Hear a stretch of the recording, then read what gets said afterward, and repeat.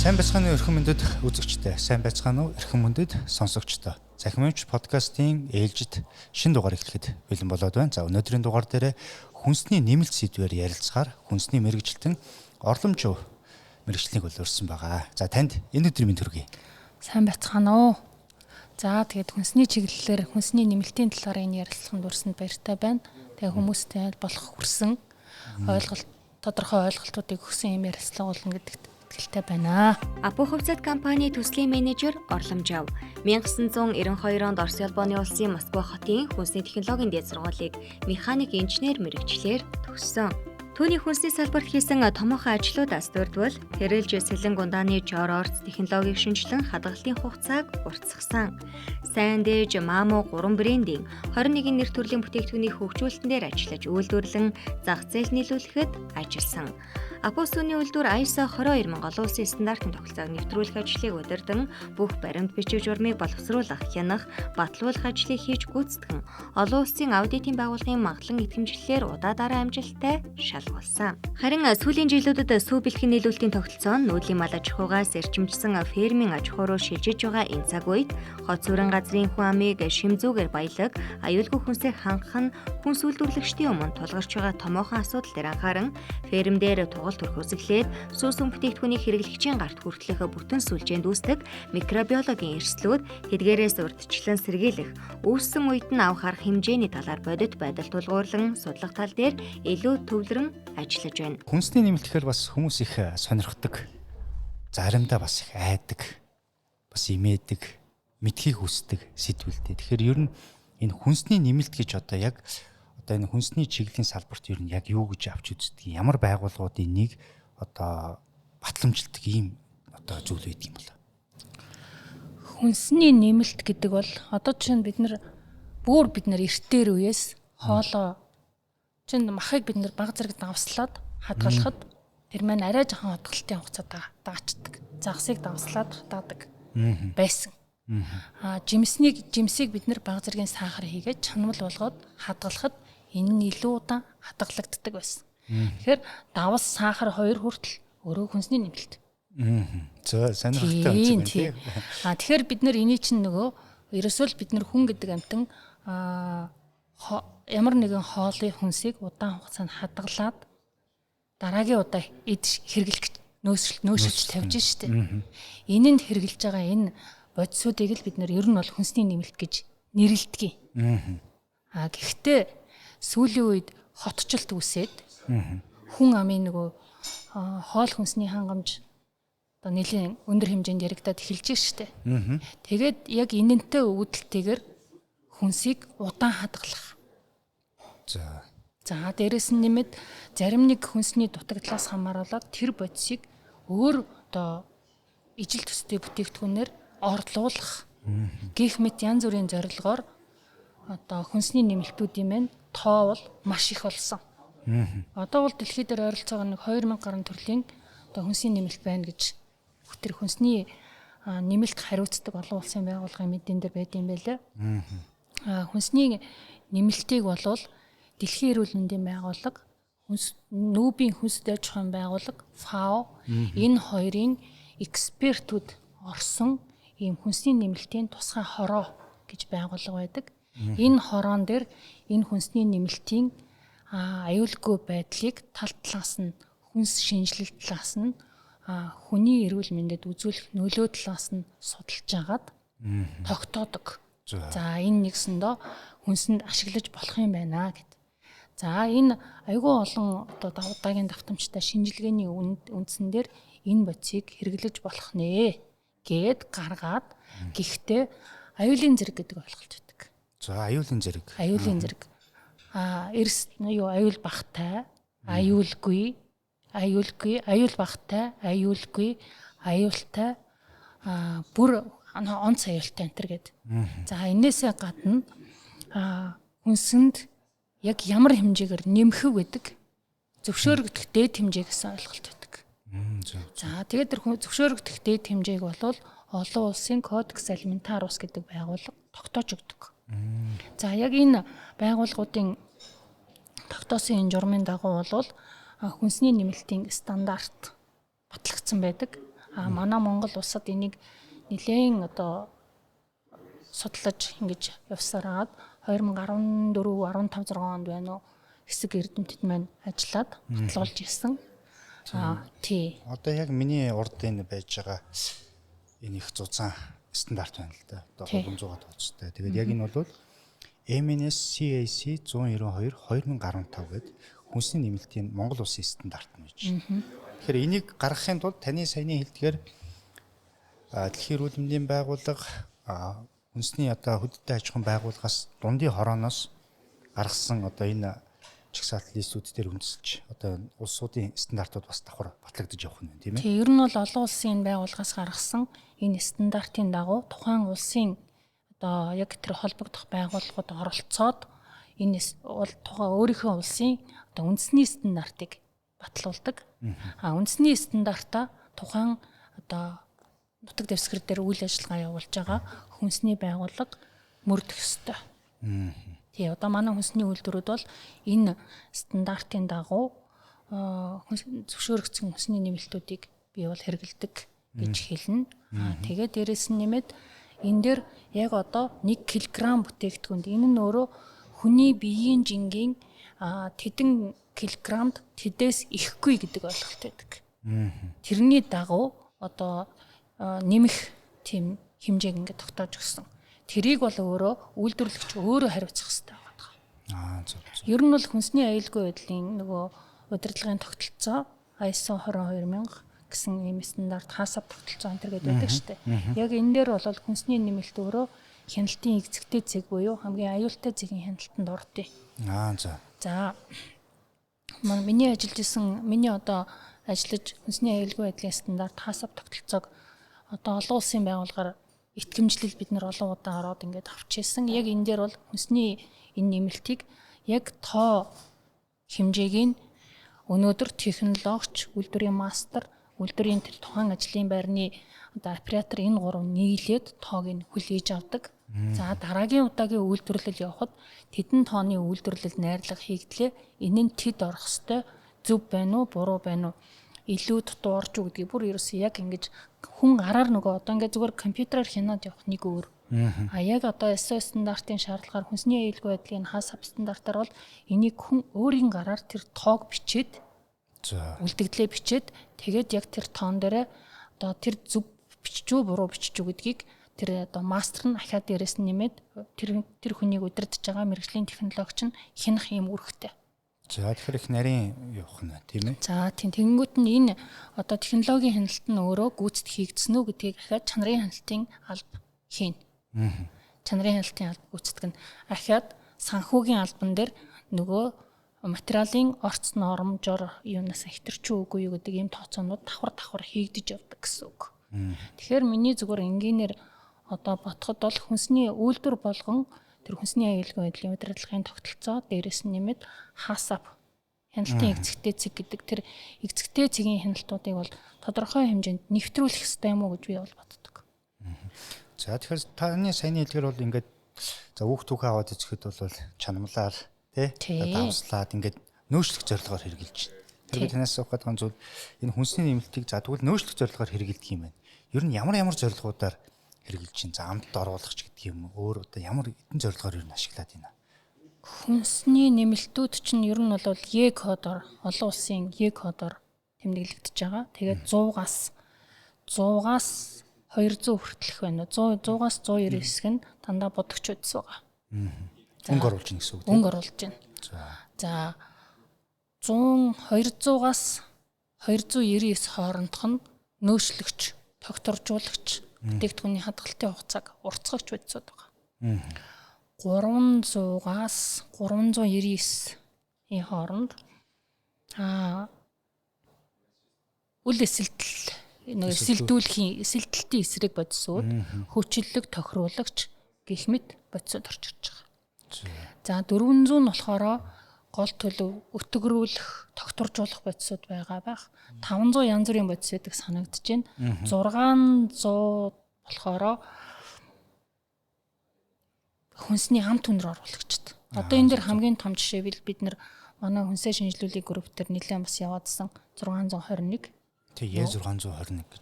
Е621 үсв. Бидний хамгийн сайн мэддгээр бол Дашида гэдэг одоо Олон төрлийн амтлагч нар байдаг тийм ээ. тий. Тэр одоо глутамат натр гэж байгаа. Тий. За 700 800-ийн одоо яг тэмдэглэгээ нөгөө яг юунд орж ирээгүй, хэрэглээнд орж ирээгүй нөөцөнд байдаг гэж бичсэн байт юм байлаа. 900 бол дандаа нөгөө одоо чинь саяхан тэр нэг өгөөжийн юун дээр орж ирсэн байсан. Үзэмтэй үрлэн дээр 905 бол парапин буюу нөгөө гадуурн тийм бүрхүүл үүсгэгч гэдэг энэ төрлийн бодисод байгаа. За 1100 гэдэг ингээд дэше яваад ирэхээр 1422 энэ төр бол жишээ нь 1400 энэ төр бол цардуулууд. Тийм сайжруулсан цардуулууд гэдэг өтгөрүүлэх зорилттой янз бүрийн бодисод байдаг. Тэгэхээр хүн төрлөختөн одоо нэгсэндээ бидний хийжсэн уг нь бол болдгсон болвол тэрэн дээр би бол зүгээр энгийнээр би өөрөө нөгөө харьцангуй хүнийг байгалаараа байгаа органик олидээсэ гэж боддог хүний хувьд тэгжээж бидний бие организм танина эргээ тэндээсээ шимт хижээлээ авна. Гэхдээ энэ нэг хотчлт гэдэг одоо өссөн үсээгүй бид нар энэ нийгэмд амьдарч байгаа учраас одоо бидний хоол хүнсэнд энэ нэмэлтүүдийн харахгүй л орж ирж байна л та. Тэгэд будагч бодисууд нь бол яа харахгүй тэр 100 та бодисууд байгаа. Гэхдээ энэ 100 та бодисууд дотор ч юм байгалийн гаралтай бодисоос гаргаж авсан байна. Эсвэл нийлмэл аргаар одоо хими аргаар гаргаж авсан байна. Дотор бас маш их ялгаатай. За тэгэхээр одоо энэ дээр бол таны түрүүний хэлдгээр бол ингээд албан ёсны байгууллагуудаас ингээд баталсан одоо дээд хэмжээний тогтоогоод өгчлөө.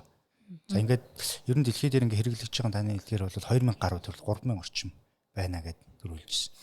Ингээд судлаад үзэнгүүт улс орн болгон өөр өөрсдийнхээ бас тодорхой хэмжээнд тохируулж байна тийм. Европт бол нэг ойролцоогоор 300 гаруйгийн хүлээмж зөвшөөрөөд хүнсэндээ хэрэглэхийг зөвшөөрдөг юм байна.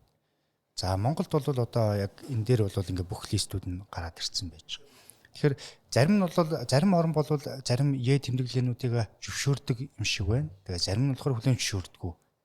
Тэгэхээр энэ дээр та яг одоо жишээлбэл баруун одоо энэ Европ орнууд дээр хүлээмж зөвшөөрөгддөггүй одоо тийм кейсүүд ер нь хамгийн ойрын жишээнүүд ямар кейсүүд байна?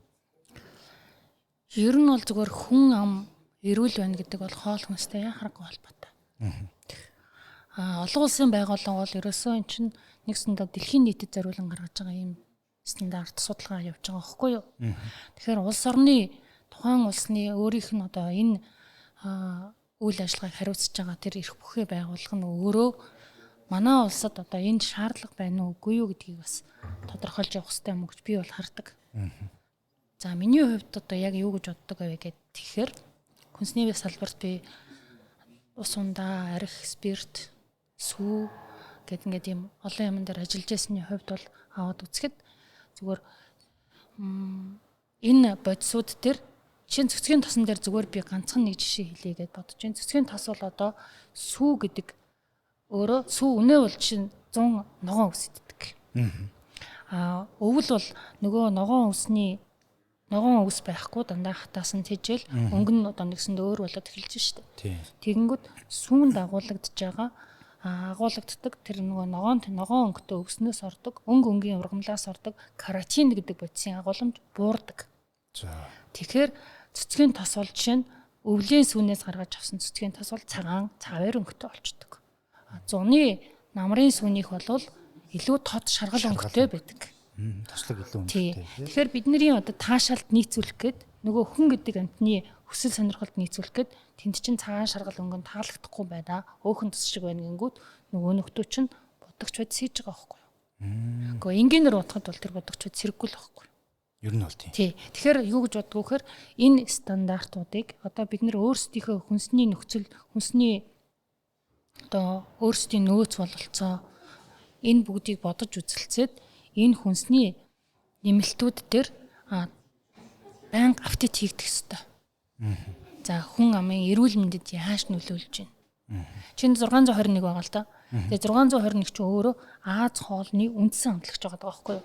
Хятад Япончууд энэ хоол энэ үүс үгэлрээс мөнхийн хэрэгжилж идэг. Гэтэл Японы өөрийнх нь Хироси их сургуулийн тэр нэг хэсэг эрдэмтэд үз судлаад аваад үзэхэд байнгын хэрэглэн харалган болгож ийн хараа муутгах чинь гэсэн байгаа байхгүй юу? Азийн өөрсдөө энийг гаргачихад байхад бид нар өнөөдөр дашидаг хоолндоо халбаар л идэж байгаа байхгүй юу? Тэгэхээр энийг болж өгвөл одоо хүн одоо ер нь бол ингээд айл гэрийн эрүүл мэнд гэр бүлийн тэр хүмүүсийн эрүүл мэнд бол эмэгтэй хүний одоо сонголтын дээр их тулгуурладаг гэж би бол боддог. Тэгэхээр энэ бүгдийг сонсоод тэр дашидаг эхний ээлжинд хүнсний эргэлэнээс хасчмаар байгаа байхгүй. Улс орон одоо энийг хийхгүй л байна л да. Тэг би бас нэг юм бодож авдیں۔ Одоо манай улсад бол чинь одоо хүчтэй өндөр хөгжилтэй орнууд бол энэ хүнсний нэмэлтийг нэг юм хэлье. Олон улсын байгууллагууд өөрөө харин айгүй бид нэр олон улсын байгууллагууд айгүй сайн баярлж авах хэрэгтэй. Энэ олон улсын байгууллагууд энэ стандартыг гаргасан даруйда яг хүнсэн дээр шошгон дээрээ заавал бичих шошголтын стандартыг гаргасан. Энэ манай Монгол улсад ч гэсэндээ үндэсний стандарт болоод мөрдөгдөж байгаа. Тэгж байгаа. Тэгэхээр хүнсний бүтээгдэхүүн болгон дээр бүх орцсон тэр тусмаа нэмэлтүүд бол яг ингээд одоо дараалал буурсан дараалалаараа бичигдэж байгаа. Буурсан дараалалаар байна, өссөн дараалалаараа нөгөө орцсонд найрлаганд эзэлж байгаа хуваараа. Тэгэхээр болж өгвөл энэ хүнсний нэмэлтүүдийг сайн уншиж үзээд хүнсний нэмэлт аль болох ихтэйг битгий хаваасаа л гэж би бол боддог. Яагаад энийг битгий хаваасаа гэж бодож байгаа вэ гэхээр бид нар айгүй олон хоолноос олон хүнсний нэмэлт аваад байгаа байхгүй юу? Харин яг тэгж байна. Тий, олон хүнсний нэмэлт. Одоо энэ дээр жишээлбэл ингээд нөгөө зөвшөөрөгдөх дээд хэмжээгээд ингээд заагаад өгсөн байж байдаг. Одоо юу гэдгийг одоо E621-ийг бид нар ганцхан одоо тэр хоол амтлагчнаас бас авахгүй шүү дээ, тийм үү? Тий.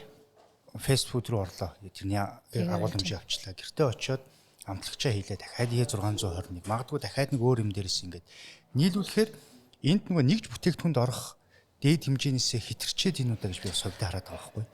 За яг том хүний хувьд ингээд даваад үзэх юм бол одоо 70 кг-тай 80 кг-тай хүний хувьд бол харьцангуй нөгөө ингээд орцууд нь харьцангуй бас эн чинь нөгөө ер нь бол хүнсний нэмэлт чинь тэрс өөрөө ихэнхдээ л одоо би бол зүгээр хүнсний нэмэлтийн тэр гарал үүсэл энэ трийг одоо энэ удаад ярих гэж яхаа зүгээр хүнс том хүний хувьд бол ингээд даваад үзсэн 80 кг-тай хүн 70 кг-тай хүнд оногдох нөгөө жин тэндээ хурч ийн үгүй юу? Энийг өөр асуудал яригдаад байгаа. Гэтэл тэр чинь нөгөө хүүхдүүд идээд байгаа байхгүй. Гэтэл өнөөдөр тэр хүүхдийн жин хэд байх вэ? Тэгэхээр бид нар энэ хүнсний нэмэлтүүдийг ер нь бол аль болох олон юмд ороод байна шүү. Энэ олон юмд орж байгаа хүнсний нэмэлтүүдээ сайн хараад хянаад орцыг ингээд одоо үзэхэд бол асуудал байхгүй шүү дээ. Дээрэс нь нэмээд өнөөдөр хүн болгон англи хэлтэй, нэг хэсэг нь орос хэлтэй ингээд байгаад байгаа. Тэгэхээр хүнсний нэмэлтээ би бол юу гэж боддог вэхээр ороод орос хэл дээр ч бай, англи хэл дээр ч бай кодо бичээл, тоогоо бичээл ингээд ороход тэр хүнсний нэмэлтийн хэмжээ, хүний эрүүл мэндэд үзүүлдэг нөлөө, аюулын зэрэг гэдэг ойлголт бүгд гараал ирнэ. Тэгээд өөрсдийнхээ идэж ууж байгаа хоол хүнсэнд байнга орж байгаа тэр хүнсний нэмэлтүүдэд мэдээд авчих хэрэгтэй байхгүй юу? Зүгээр ажигч мундаг эмэгтэйчүүд, ажигч мундаг эзэгтэй нарын ярьж байгааг би сонсч байсан. Жишээ нь хүүхэд нь харшил өгөөд байдаг.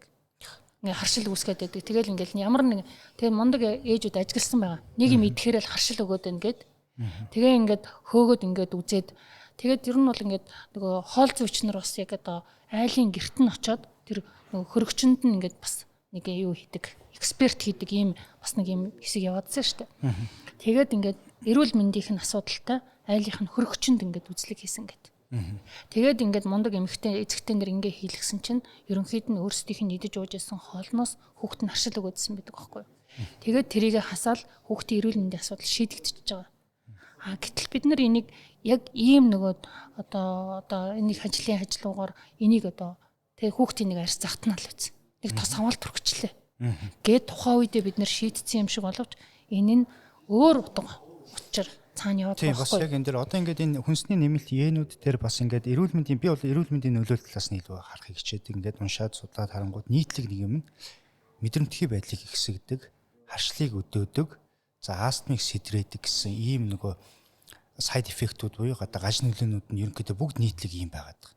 Над дээр бас ийм сүүлд ийм тохиолдсон одоо жишээ гэх юм уу та. Одоо худалдаанд ороод ирсэн нэг ийм энержи ундааг би нэг 2 3 удаа ингээд уугаад үзэнгүүт хотоо жоохон цочроод халуун оргоод цочрж байгаа. Тэгээ маргааш нэхэд л яг ингээд арьсан дээр жоохон улаан одоо ийм батг улаарай биш. Юм туурчдаг, гаргаад ирдэг. Тэгээ хамгийн сүүл за нэгийг яхахгүй одоо сэргээх зорилгоор уутсан. За маргааш нөгөөх нь гарах байхтай гэсэн чи яг энэ одоо арилж шараад дуусаагүй яг энэ дээр ингээ гараад ирж байгаа. Тэгээ би тэн дээрээс миний яг өөр тохиолдож байгаа хэдэн юм нийтлэг зүйлүүдээс хүн чинь өөрийгөө мэдэрнэ шүү дээ. За би яг энийг уунгууд эндээс харшлаг өгөөдийн энэ дагуулж байгаа найрлах нь надад зохицохгүй байна. Тэгээд би одоо тэр бүтээгдэхүүнийг ер нь бол өөрөө дахиж хэрэглэхгүй гэсэн одоо хувийн бодолтой ингээ явж байгаа байхгүй. Тэгэхээр нэг юм байдаг юм байна. Ингээд би одоо яг энэ хүнсээ шинжилүүлэх группээр ер нь эрүүл мэндийн юмнуудаар хүмүүстээр ингээд мэдээлүүд нь харж хахад хүнсний технологи хүнснийхэн болохоор энэ хүнсний нэмэлт Е бол зохистой хэмжээндээ байх ёстой. Яг нөгөө бүтээгдэхүүн гаргах талаас нь илүү хараадлах шиг нөгөө мэрэгжлийн өнцгөөс. Бүтээгдэхүүн тал дээр ер нь бол байх ёстой, зохистой байх ёстой, ийм байх ёстой гэдэг өнцгөөс. За эрүүл мэндийн талаас нь ингээ харахаар энэ зүйлүүд чинь эрүүл мэндэд одоо хэтрүүлээд хэрэглэхээр ийм нөлөөнүүд байна гэдэг. Тэгэхээр нөгөө хүнснийхэн бол энэ эрүүл мэндийн талаас ерөөс ярихгүй юм л да. Жишээлбэл. Тэгэхээр та бол арай эрүүл мэндийн талаас нь бас холбож хараад байдаг юм болоо гэж би таны одоо оруулж ирсэн юмнуудыг уншиж ирсэн л да. Гэхдээ ер нь бол одоо улс орон гэдэг чинь өөрөө улс иргэн эрүүл бол улс баян байдаг. Тэгээ зүгээр ингээл энэ нэг сошиал ертөнц хөгжснөөс хойш бидний ингээл эмзэглэж байгаа. Би одоо ээж хүний хувьд л эмзэглэдэг юм юу гэхээр өдөртл ингээл нэг амар өвчтөе хүүхэд хэдэн зуун сая төгрөгөөр хагалгаа хийлгэнэ. Тэгэл нэг хэдэн төгрөг босгодог ийм л ажил бидний амьдрал дээр өсөө өдөр болгон болцсон байхгүй юу? Харин тий. Тэгэл ингээл үнэхээр тэр хүүхдүүдийн зургийг харах бол сэтгэл айгүй эмзэглэдэг. Хэлэх үг үнэхээр байхгүй. Тэгэл яг ингээд бусад яг өөрөө энэ салбар дээр ажиллаад яг ингээд байж байгаагийн хувьд яг ингээл тэр хүүхдийн өвчлөл одоо бидний байгаа идэж явж байгаа хоолыг харахад бол яхаарахгүй бид нар айгу тийм эмзэг мэдрэмж муутай боловсралгүй юм шиг харагдаад байгаа байхгүй юу. Би яг ингээд 2010 онд баха. За. Бид нэр нэг Европын нэг оронд явж байсан. Тэгээд тэр улсын тэр нөгөө сүүний үйлдвэр жижиг хотын сүүний үйлдвэр байсан. Тэгээ ярьж яхад одоо ингээд манайх бол хамгийн экобүст амьдардаг химийн одоо тийм бохирдлгүй хот тэр бол. Тэгээ манай сүү бол үнэхээр манай сүүн бүтээгдэхүүн ингээд иргэдийнхээ эрүүл мэндийг боддог маш айгу манай тийм штат бол үнэхээр гайхалтай гэж ярьж исэн байхгүй. Тэгээ бид нэр үйлдвэр дотор нь ороод ингээд эхлээд энэ чинь айгу мундаг танилцуулна шүү дээ. Тэгээ үйлдвэр дотор нь ороо явж исэн чинь 3 сар хадгалт хугацаатай зөөхөөс авалж исэн. За. Тэгээ би бүр гайхаад танаа ингээд энэ дарга чинь одоо 7-оос 10 хоног л хадгалдаг юм бүтээгдэхүүн зардаг. Манай хотод тий ингэж ярьсан органик гэрээс ямар ч хүнсний нэмэлт хэрэгэлдэггүй гэж ярьсан. Гэтэл та нар ингээд 3 сар хадгалтыг хаашаа гаргад юм бэ гэдгсэн чинь надад тэр савлгааны машин дээр ажиллаж исэн залуу ам алдаад бид нэр Афганистан, Пакистан, Монголд энийг экспортлдог гэж ярьж байгаа байхгүй юу? Энэ юу гэж хэлсэн бэ гэхээр тэр өндөр хүчин чадалтай үйлдвэрүүд яхаарахгүй тэр үйлдвэрийн орнуудад суйрлагдсан. Тэр гэтэл өнөөдөр хүн ам эрүүл мэндийн нөгөө байгууллагууд нь тэр үнийг одоо нэгсэндээ ийм органик бүтээгдэхүүнийг ийм эрүүл бүтээгдэхүүнийг энэ улсын нутаг дэвсгэр дээр энэ хотын одоо хэмжээнд зарна гэдэг хуулийг гаргаад баталсан. Тэгэнгүүт нөгөө суйрлагдсан өндөр хүчин чадал дээрээс нь нэмээд тэнд ажиллаж байгаа хүмүүсийг тэжээх хэрэгтэй яа. Тэгнь. Тэгэхээр тэр бүтээгдэхүүнийг ямар нэгэн байдлаар хүнсний нэмэлт хийх юм уу эсвэл дулааны боловсруулалт хийх юм уу хадгалах хугацааг нь уртсгаад гаргаж байгаа байхгүй юу? Экспорт нь гаргана. Манай энэ экспорт нь гардаг бүтээгдэхүүнүүд энэ нь Афганистан, Пакистан, Монгол руу гардаг юм а гэж харж байгаа. Тэгээд тэр залуу яриад ингэ байжсэн чинь араас нөгөө дарга нь яриад тэгээд ингээд нэг дохиол тий өнгөрч байгаа байхгүй юу? Тэгэхээр бидний хоол хүнсний хангамж бий зүгээр яг нэг өнөөдөр хэлэхэд энэ импортын одоо хүнсэнд дарагдлагадаад бид нар Афганистан, Пакистаны хэмжээнд үнэлэгдэж байна гэж би бол ойлгосон. Тэгээд яг энэнтэйгээ уялдуулаад хүүхдүүд маань ч өдөр болгон өвдөж байна. Тэр айхтар том өвчнийг ингээд тусцсан. Одоо тэгээд хэдэн зуун сая төгрөгөөр л эмчлүүлэх гээл тэгэл ард түмнээсээ мөнгө гуйгаал. Тэрэнд нь үнэхээр өр хүүхд ээж хүний хувьд бол чадлаараа л 5 төгрөг шилжүүлдэг те. Гэтэ бид нар энэ болго алим болго явах юм. Тийм ч маш том асуудлын бүр ингээд юм үзэгдэл болчиход байна шүү дээ. Ер нь. Зүгээр л нэг хэвээ үзэгдэл байхгүй юу? Тэр хүүхдийн тэр өвчин юунаас байсан мэддэхгүй. Би өнөөдөр ахаад нөгөө сүүний нэг тийм бас нэг мэрэгжлийн ном орчуулж байгаа. Тэгээ тэрэн дээр ингээд аваад утсан чинь манад одоо чинь ургамлын гаралтай сүүнүүдийн хэрэглээг ингээд одоо нөгөө сүүний лактозыг тэсвэрлэж чаддаггүй сүү уухаар гидсэн дүрдэг гээд тэнгуүтээ ургамлын гаралтай сүү хүүхдэд өгдөг ийм ээжүүд бас гараад ирсэн байлээ л дээ. Тэгсэн чинь яг одоо тэр ургамлын гаралтай сүү хит өгөөд ирэхээр хүүхэд уургийн гүн дутагдалд ордог. Тэнгуүтээ маш их туранхаа мөртлөө гидсэн ийм цүндийсэн тод тийм хүүхдүүд их болт юм байна. Тэгээ энэ өөрөө улаан хүү гэдэг хаа нөгөө Африкт аягүй их тохиолддог. Тэгэхээр бид нар ахиал нөгөө үндсэн одоо байсан тэр мондог сүү гэдэг бүтээгдэхүүнээсээ татгалзаад ургамлын гаралтай сүү уснараа ахаад нэг өөр өвчний тий суур тавигдах магадлал харагдаж байгаа байхгүй юу. Facebook дээр ахаал тийм чөргөр тунхаан дэнтцэн хэрнээ том гэдэгтэй хүүхдүүдийн зураг бас л явж ирсэн. Тэгэхээр бид нар чинь энэ хоол хүнсэндээ ерөөсөө анхаарах хэрэгтэй. Тэгээ ер нь бол одоо олон нийтээс ерөнхийдөө үе ингээд санал асуулга авдаг.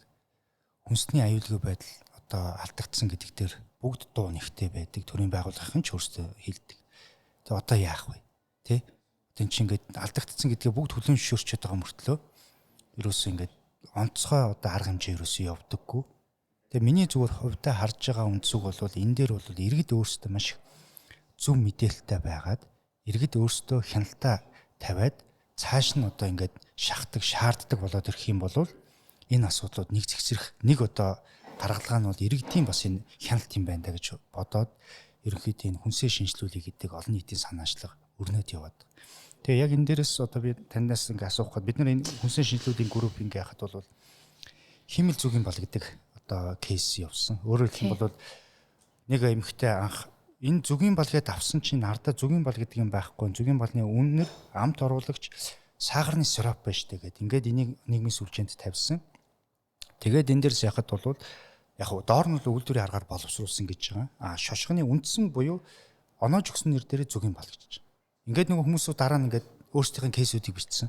Гэхдээ би энэ чи ходоод нь сайн ингээд өглөө зүгийн бал уухад ходоод нь сайн ингээд энийг чи аваад өглөө одоо усанд найруулад уудаг байсан шүү дээ. Ингээд халгалсан юм зөндөө орж иж байгаа байхгүй. Тэгээ энэ дээрээс шошгоны мэдээлэл бол өөрчлөгдсөн. Цэвэр зүгийн балаас сонгох, хэмэл зүгийн балаас сонгох бол хэрэглэгчийн өөрийнх нь сонголт асуудал. За яг энтэй сүүлд бол гарч иж байгаа зүйл бол хиймэл бяцлагны асуудлуудыг би бас нэлээд сонирхож мэдээллүүдийг харж байна. За яг албан энэ юм дээр болохоор бяцлаг төст бүтээгдэхүүн гэж байгаа. Олон нийтээс ер нь аль нэршлэр нь явал зүгээр юм бэ гэж. За хиймэл бяцлаг гэж бид нарт илүү ойлгомжтой байна гэдэг юм яриад. Тэгэхээр би нөгөө хиймэл зүгийн бал гээд явсан болохоор хиймэл бяцлаг гэд ярьчи гэж бодоод байгаа. Тэгэхээр энэ хиймэл бяцлаг одоо бас энэ хүнсний нэмэлттэй яаж холбогдож байна? Та энэ талаас нь мэдээлэл өгөөч. Питер зүгийн балан дээр бол үнэхээр та нар мундаг байсан.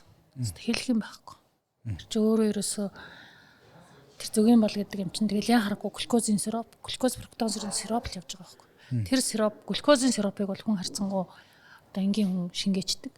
Фруктозын сироп бол тэгэл тэр чигээрээ илгэний өвчлөлийг их өсөр болчихж байгаа байхгүй. Тий. Тэгэхээр энэ бол өөрөө маш мундаг том ажил байсан. Энийг би бол яг дунд үеэс нь орж ирээд үнэхээр биширчээсэн. За яг ингээд одоо бяцлаг гэдэг юм дээр бол хараад ахад яг Европт бол бяцлагийг би 3 ангилж үзэж гинөө гэж бол харсан. За юу гэхээр нэгдүгээрт яг органик бяцлаг. Яг органик бяцлаг гэдэг бол маш дээд зэрэглэлийн сүв, хөрөнгө, эдүүлэгч, фермент гэж ийм 3 ямыг хэрэгэлдэг. Дээрээс нь нэмээд магадгүй баг зэрэг хоолны давс орж болно. Дахиад дээрээс нь тэр тухайн бяцлагны одоо онцлогоос хамаарат ямар төрлийн одоо бичлэл битнэр бойж болох уу энэ гэсэн юм асуудлууд бол байгаа. За дээд зэрэглэлийн бяцлаг бол органик бяцлаг байна. Органик бяцлаг. Дээд зэргийн энэ бяцлаг бол одоо яг ингээд бойжулдаг. Манай Монгол бяцлагнаас ялгаатай нь гэх юм бол нам температурт сүүгээ боловсруулад ээдүүлээд уургийн салгаж аваад бойжулдаг. Энэ бойжуулах явцад бол сүүний сахар, уураг, тос нь маш олон биохимийн одоо урвалд ордог, өөрчлөгддөг. Тэнд ерөөсөө хүний өдөр тутмын тэр шимт буюу далд өсгөлэн гэдэг манайд бол далд өсгөлэн аягүй хөлцсөн шүү. Байгаа гэдгийг нотолцсон шүү дээ. Хүн амын одоо хоол шимт жилийн 5 дугаар судалгааны 17 онд гарсан тайлангаар бол нотолцсон.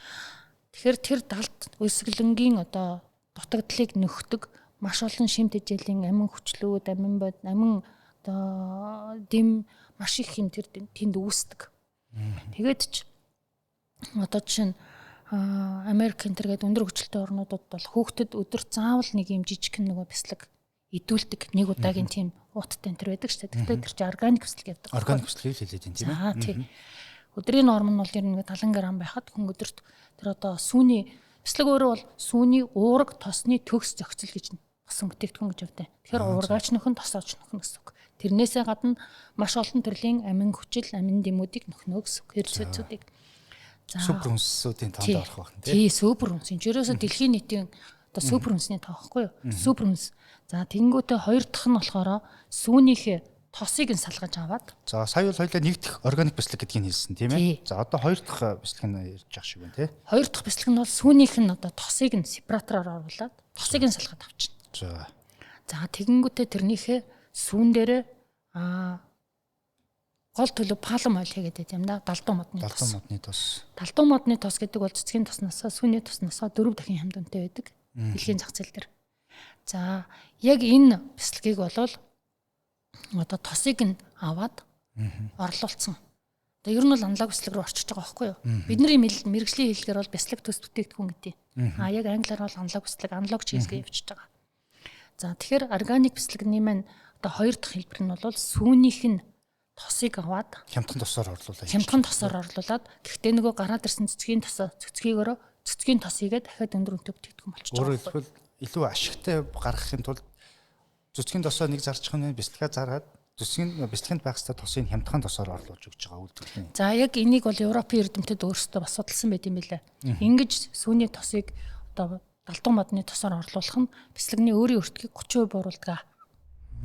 За 30% үнэн нэгсэндээ 30% буурах нь байна. Гэхдээ энэ бол өөрөө нөгөө биологийн шимт хичээл бол хамаагүй эрс буурнаа гэж үздэг. За бас нэг 3 дахь хэлбэр нь бол одоо энэ бол би зөвхөн манай Монголд байна уу гэж үнэхээр айж байгаа. Яг мэрэгжилтнүүдийн одоо зүгээр одоо би өөрөө нөгөө мэрэгжилтнүүдийн одоо үгээр ганц нэг хэм хэлчихье. Даже 1 грамч сүү ороогүй бяцлаг байна гэж ярьж байгааг би сонссон. Тэгээ одоо тэгж яаж хийдгийг бол би мэдэхгүй. Гэхдээ яг ингээд би өөрөө бас нэг аналог бяцлагнуудын орцыг жорыг ингээд аваад үзэхэд бол уураг тодорхой хэмжээний бага зэргийн бяцлаг орж байгаа шиг байгаа. 30-35% ч юм уу.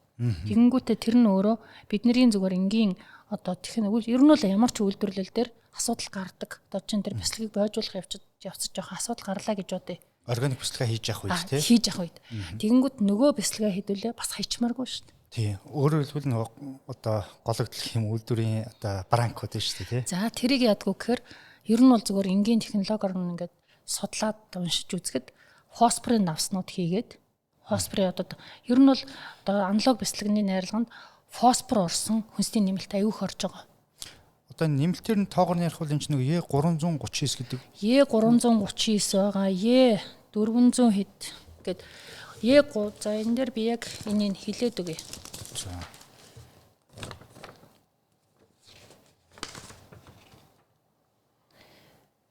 За энэ дээр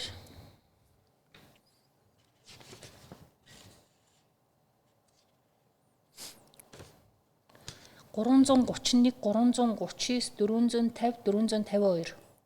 За нөгөө хиймэл аналог бяцлаганд орж байгаа. Эмүүлсжүүлэгч бодисууд гэж байгаа байхгүй юу? Нэгсэндээ энэ маань өөрөө нөгөө одоо тэр түрхдэг буюу янз бүрийн одоо энэ нөгөө хуудсан бяцлаг энэ чи өөрөө тийм илүү нийллэгдсэн тий одоо нэг юм нэгэн жигд юм биетүүд байдаг шүү дээ. Тэгэхээр одоо нөгөө нэгэн жигд болгохын тулд энэ олон хүнсний нэмэлт орж ирж байгаа байхгүй юу?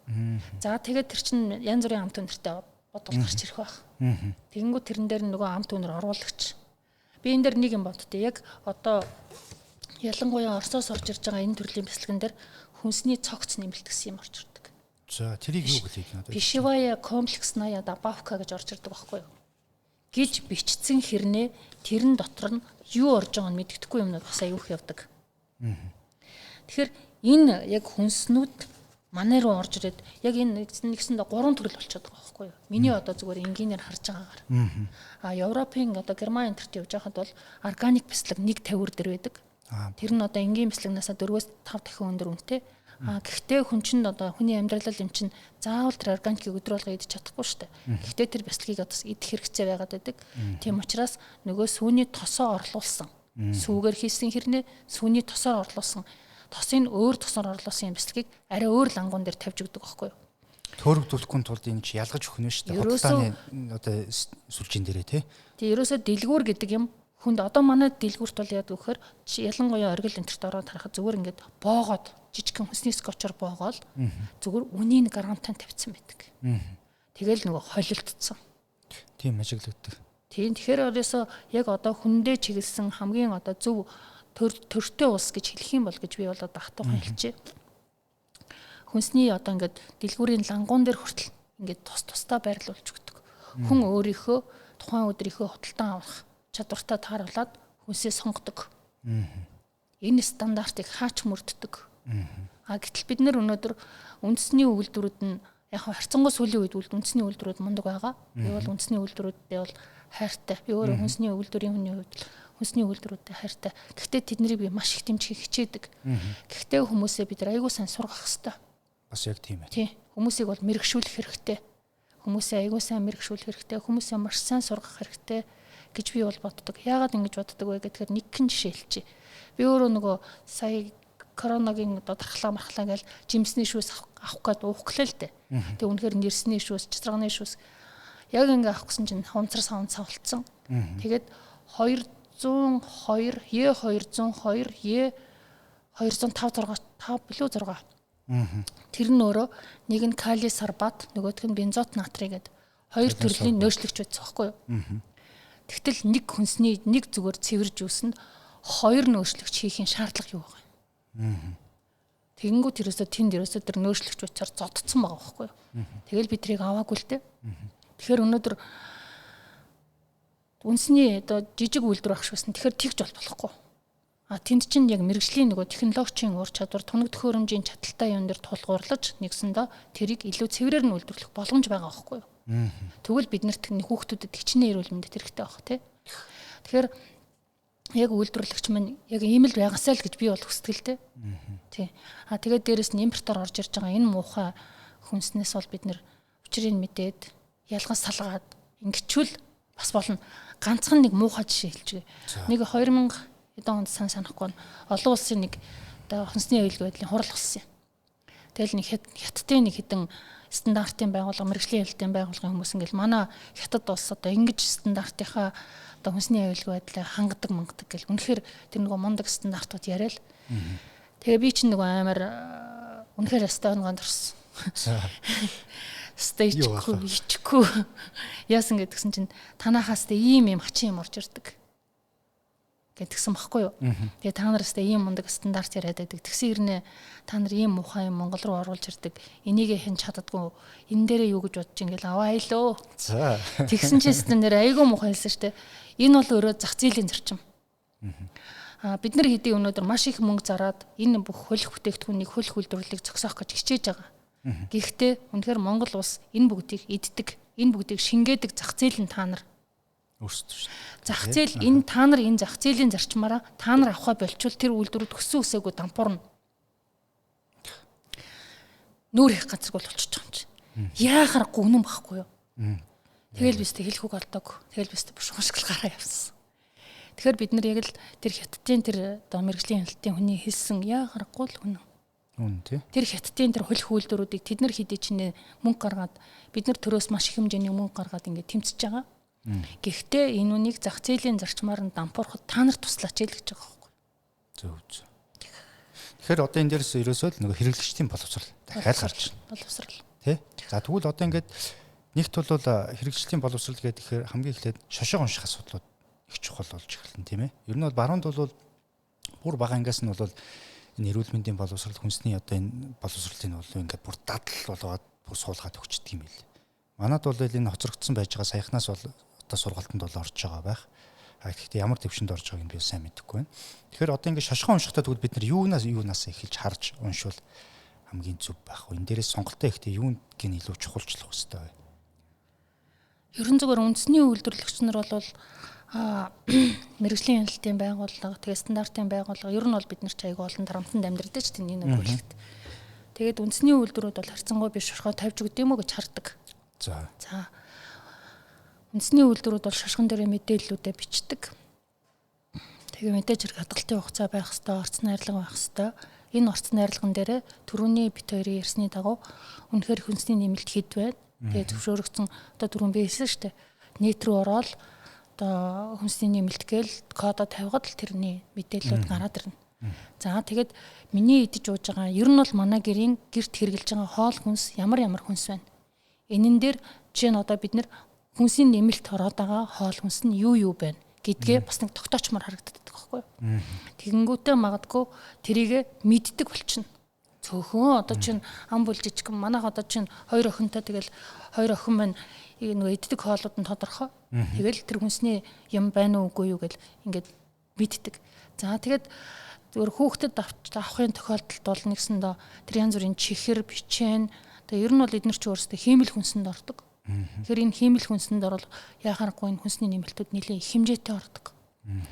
Тэгээ ахаад түрүүний тэр нөгөө хэлснээр одоо хүснэгтүүд нь саяхан өнөөдөр нөгөө хүнсээ шинжилүүлээ гэдэг тэр Е-гийн талаар ярина гэдэг ингэсэн чинь нэг одоо экокарт гэдэг Е нэмэлтийн экокарт гэдэг юм бас доор нь комментээр ороод ирсэн байсан. Тэрэн дээр ингээ харахад бол яг нөгөө олон улсад яригддаг за кодуудыг бичээд за хор тавдар үүсгдэг хамгийн аюултай маш аюултай энэ төр гэдэг юмнууд ингээд жижиг юм картууд гарцсан байлээ. Тэр магадгүй тэрийг харж агаад кодыг харж болох байхгүй юу? Тий. Тэгээ би энэ дээр яг сая хор тавдар гэсэн дээр яг сансан дээр би бас энэ хавдар судлалын үндэсний төвийн захиралтай холбогдож байсан.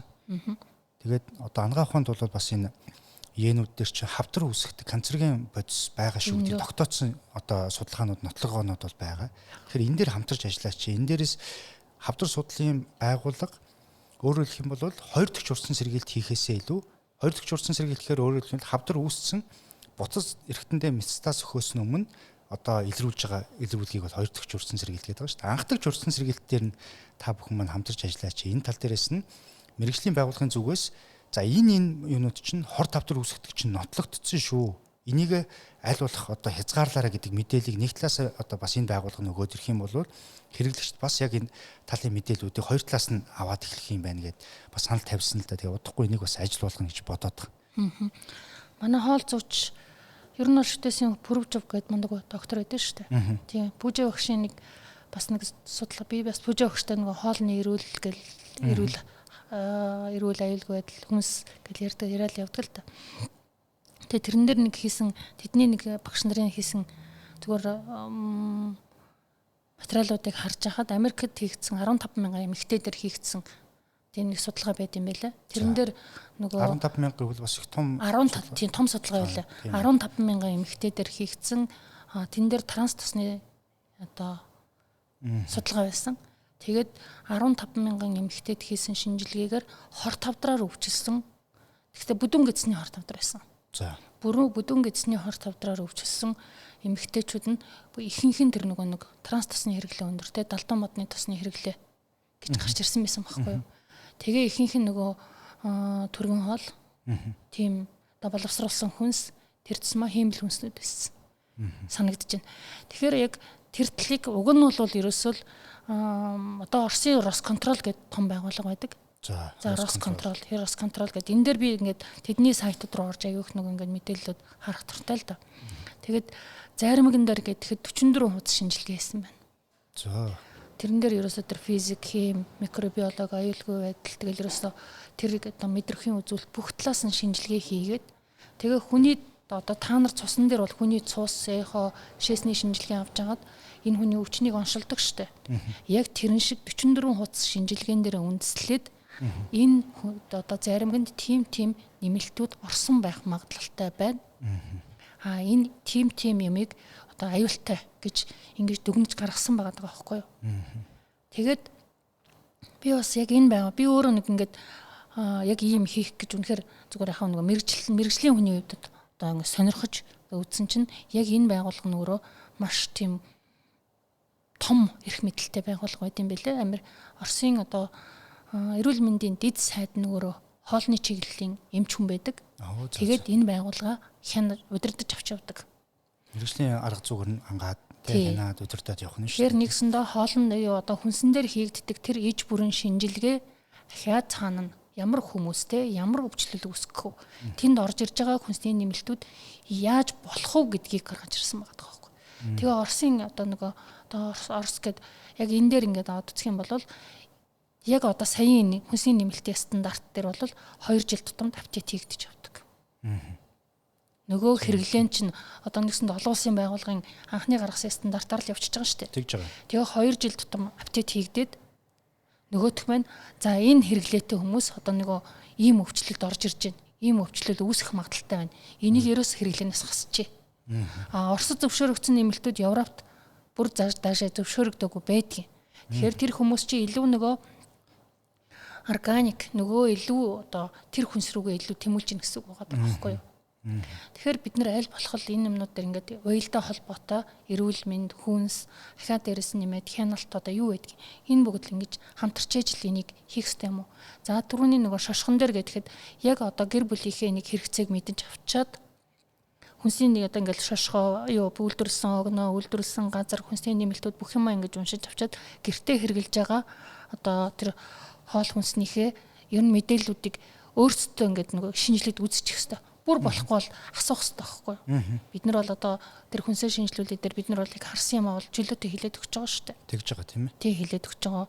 Яг үнэхээр хараад зав заагаар л ячвал энэ юм байна тэр тийм нэг хилээд өгч байгаа. Тийм би бас нөгөө группийн гишүүдэд хэлжсэн. Та нар маань их азтай хүмүүс шүү гишүүдээ. Энд яг мэрэгжлийн хүмүүс нь ингээ таад ингээ шууд зөвлөгөө өгөөд ингээ явж байна. Тэгэхээр энэ хүмүүсийгээ бас сайн таньж мэдээд яг энэ хүмүүсийнхээ хэлснийг одоо бас сайн одоо хэрэгжүүлж байгаарэ гэдээ бас оруулж ирсэн. Тэгээ би та бол бас яг энэ сүм бүтээгдэхүүн чиглэл дээр бас яг энэ хүнсний салбарт ажиллаж байгаа. Тэгэхээр манайд чинь бол яг одоо мал аж ахуйн уламжлалтын мөртлөө бид нар чинь импортоор энэ сүм бүтээгдэхүүний төрлийн юмнуудыг маш ихээр оруулж ирээд байна шүү дээ. Тэгэхээр яг энэ дээр та бас яг хоёулаа хүнсний нэмэлттэйг холбогдоход ер нь анхаарахаар одоо энэ сүм бүтээгдэхүүний юмнууд импортоор орж иж байгаа ямар юмнууд вэ? Сүм бүтээгдэхүүн Данонегийн Activia Actimel гэдэг энэ бүтээгдэхүүнүүд аягүй орж ирж байгаа. Ер нь яг хүнсээ шинжилүүлээ дээр ч гэсэндээ хүмүүс Activia-гийн жор орцыг хараад өгөөрэй. Хэр аюултай байна энэ төрөл мэдээлэлүүд аягүй орж ирд юм байлээ. Орж ирж байсан. За би нэг тэр нэг жижигхэн аягтай йогуртны одоо зургийг нь аваад тайлбарыг нь оруулж ирсэн. Нэг юм цэнхэр савтай байдаг. Тий. Нэг аяган тий жижигхэн нэг юм дөрвөн ширхэгтэй. Тийм. Тэгээд яг ингээд хүнсний бүтээгдэхүүнүүд нь Даноне гэдэг энэ Activia Actimel энэ төр бол харьцангуй яг ингээд сүм бүтээгдэхүүн уг нь бол сүм бүтээгдэхүүнийг эх орондоо үйлдвэрлэсэн цоошиныг хүн идэж явах хэрэгтэй байхгүй юу? Энд нэг амьд шүү дээ. Богино хугацаанд байдаг. Тэгээ ер нь бол сүүн дотор ч хоёр төрлийн бичил битэн, хоёр төрлийн нөгөө пробиотик бичил битэн л байдаг шүү дээ. Нэг нь бифидобактер, нөгөөх нь лактогийн төрлийн бактериуд байгаа. Лактогийн төрлийн бактериуд бол яхаарахгүй төрөл бүрийн антибиотикийг үйлдвэрлэдэг, эзний сахунд нөгөө эзний одоо бичил орчныг тэнцвэржүүлээд ингэ байж байгаа. Бифидо бол харьцангуй хүний дархлаас сэргээх те одоо тэр төрлийн мундаг юу байгаа шүү дээ. Тэгэхээр тэрэн дээр бол манай дамнасрын доктор айгуу мундаг сайхан жишээнүүд ярьсан. Тэгэхээр тэд нар чинь бас амьд организм байхгүй юу? Тэд нар яадаг вөхөр сүүн дотор байгаа сүүний сахарыг идээд тэдний хоол нь сүүний сахар байхгүй юу? Сүүний сахарыг идээд ингээд тэр сүүн дотор орсноос хойш хэсэг идж жагаад нөгөөдөл чинь бүр дээд хэмжээндээ хүрээд тоо толгой нь оршроод эргээд өгдөг байхгүй юу? Тэгэхээр одоо ингээд 30 хоног гэдэр хадгалж байгаа бүтээгдэхүүнийг харахад бол тэд нар айл хэдийн өгтөл болцсон болов уу гэж би дотроо боддог. Тий баахан. Тий. Тэгэхээр дамжуулсан профессор яг тэгжсэн шүү. Та хэдийн наад бүтээгдэхүүнүүд чинь одоо 1 мл-тэй хэдэн хэмжээний одоо энэ бактери агуулж байгаа вэ? Энийг гаргаад ирэх одоо тийм одоо мэдээлүүд нь хэр байна гэдгийг би яг асуудаг гэж бас ярьж ирсэн. Яг үнэ наа чин бидний мэрэгжлийн амар хобби байхгүй юу? Жишээ нь ерөн зүгээр одоо ингээд би нөгөө Оросын нэг том институтын яг энэ микробиологийн чиглэлийн сургалтанд яв сууж исэн. Тэгээ энэ дээр ингээд сууж хахад ярьж исэн байхгүй юу? Тэр бичил биетнүүд чинь харьцангуй айгу том биетэй. Ялангуяа бифидо, лакто энтер бол нөгөө бусад бичил биетнээс харьцангуй тийм том одоо физически том байдаг байхгүй юу. Тэгээд 1 мл-т 18 зэрэгтээс дээшээ байх боломжгүй. Ерөөсө тэд нар тэр зай дотор ч багтахгүй гэж ярьж байгаа байхгүй юу. Гэтэл нөгөө одоо ингээл энэ том рекламуудыг хараад ахаар чинь хэдэн тэрбумаар нь яриад байгаа байхгүй юу. Тэр бол худлаа. Тэр бол зүгээр л тэр хэрэглэгчдийг төөрөлдүүлсэн юм яваад байгаа байхгүй юу. Тэгээд тэр Activia антрыг ингээ хараад хахад бол ингээд орсууд айгүй нөгөө ингээд залтай хитри гэж ярьдаг штэ. Тэрэн дээр ингээд зүгээр ингээд баахан олон ургамлын нэмэлтүүдийг ингээ бичсэн байгаа. Гэхдээ тэр ургамлуудыг хизээч ургамлаар нь нэмдэггүй байхгүй юу. Тэр ургамлуудыг одоо ингээд боловсруулад хүнсний нэмэлтийн хүчээр одоо тэр тарагтайгаа эсэлдэхгүй янз бүрийн болгож ингэж одоо болгоод тэгээд тэр тарган дээр нэмж тэгж оруулж ирж байгаа байхгүй юу. Тэгэхэд тэр одоо тийм зүгээр ургамлаар нь хийчихэд тэр тэгж хизэж байхгүй. Тэгэхээр ингээд одоо ямар нэгэн тийм нэмэлтүүдийн ингээл нэг сайхан ургамал жимс нэмсэн юм шиг л бичсэн тийм нэг юм харагдаад байна. Тэгэхээр одоо йогурт бас судалгаанд эрмигурт гэж нэрээр байгаад. Энэ хоёрын ялгаа юу вэ? Йогурт гэдэг чинь ерөөсөө ер нь бол ахаал нөгөө бяцлагтаач адилхан. Йогурт. Энэ бол өөрөө хөрөнгө йогуртын нөгөө нэг хөрөнгийг хийгээд хөрөнгөний бичил биетэн амьдараа байгаа бүтээгдэхүүнийг уг нь йогурт гэж хэлэх хэрэгтэй. Йогурдо гэдэг чинь өтгөн сүү гэсэн утгатай үг байхгүй юу? Булгаар гаралтай үг. За тэгэхээр яг энд хөрөнгөний бичил биетэн өөрөө амьдараа байх юм бол тэр яхахгүй йогурт. Яг 1 мл-т тэдээс доошгүй амьд бичил биетэн агуулсан байх юм бол энийг йогурт гэж нэрлэнэ гэдэг стандарт нь байдیں۔ Нөгөө эрми йогурт буюу нөгөө йогуртын төрлийн бүтээгдэхүүн гэвэл аналог бяцлах шиг. Тэрийг пастеризац хийсэн байгаа. Дээрээс нь нэмээд нарийн ярих юм бол сүүгээр хийдэггүй. Зүгээр тосгүй хуураас сүү, шар сүүний уураг гэдээ маш олон төрлийн бодисууд хийгээд ахаал нөгөө янз бүрийн амтлагч, өтгөрүүлэгч юмнуудыг чинь нэмж хийж агаад ингээд энэ төрлийн бүтээгдэхүүн гаргаад ирдэг.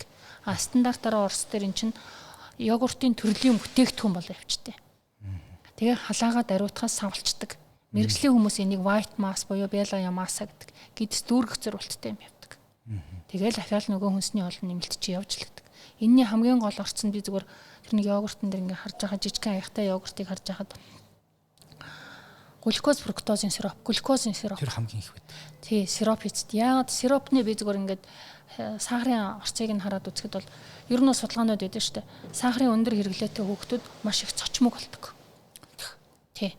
Эргээд ингээд нөгөө сахарын хэрэглэхээ болохоор нэхэд идэг, орилоод байдаг.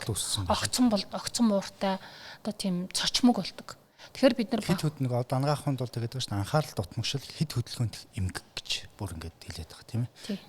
Ерөөсөө тэр чинь тэгээд бидний хоол ундтай холбоотой хүүхдээ нөгөө юу идэж уугаад тасах чинь нөгөө хүүхд нөгөө сахарын дутагдаад ирэхэрэл те цуснд нь сахар дутагдаад ирэхэрэл одоо ингээл ямар нэгэн байдлаар авчихнаа л эхэлж штэ. Тэгэхээр яг нөгөө олон улсын тэр судалгаанууд байдгийн яхахгүй сахарын хит хэрэглээ бол ийм хүүхдийг ийм байдалд хүргэнэ гэд. Тэгэхээр бид нар хүүхдийнхээ идж байгаа ууж байгаа юмд хоолнд бол аягүй сайн анхаарах хэрэгтэй. Ялангуяа сүүсэн бүтээгдэхүүн чи өөрөө нөгөө би яагаад айгүй юм дээр эмзэг байдгүй вэ гэхээр хүүхэд гэдэг амтан 3 сартай нялх амтнаас эхэлэл 80 настай эмээ хүртлийн ич хэргэлдэг байхгүй юу? Тий. Тэгэхээр энэ дээр бид нар үнэхээр нялх амтан ууж байгаа юм дээр анхаарал хандуулахгүй гэж яах юм. Тийм та сая дэглэж шүү дээ нөгөө ходоод дүүргэх гэдэг. Тий дүүргэх ерөөсөө л ходоод дүүргэх төдий бүтээгдэхүүн гэж яриад. Тэгэхээр нөгөө уламжлал ангаахын дээр бас ер нь бол нөгөө нэршлэн тижээх ухаан гэж явсан ярьдаг тийм ээ. Ер нь бол бид нэр идж байгаа ууж байгаа юмасаа бие махбодыгаа тижээнд итгэж явах хэрэгтэй. Ингэснээр хүн эрүүл байдаг, залуу байдаг, урт насалдаг.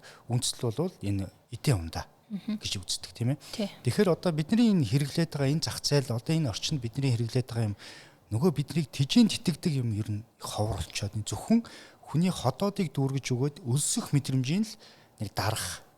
Тэгсэн мөртлөө шим тижээлийн агуулмж багттай байгаа.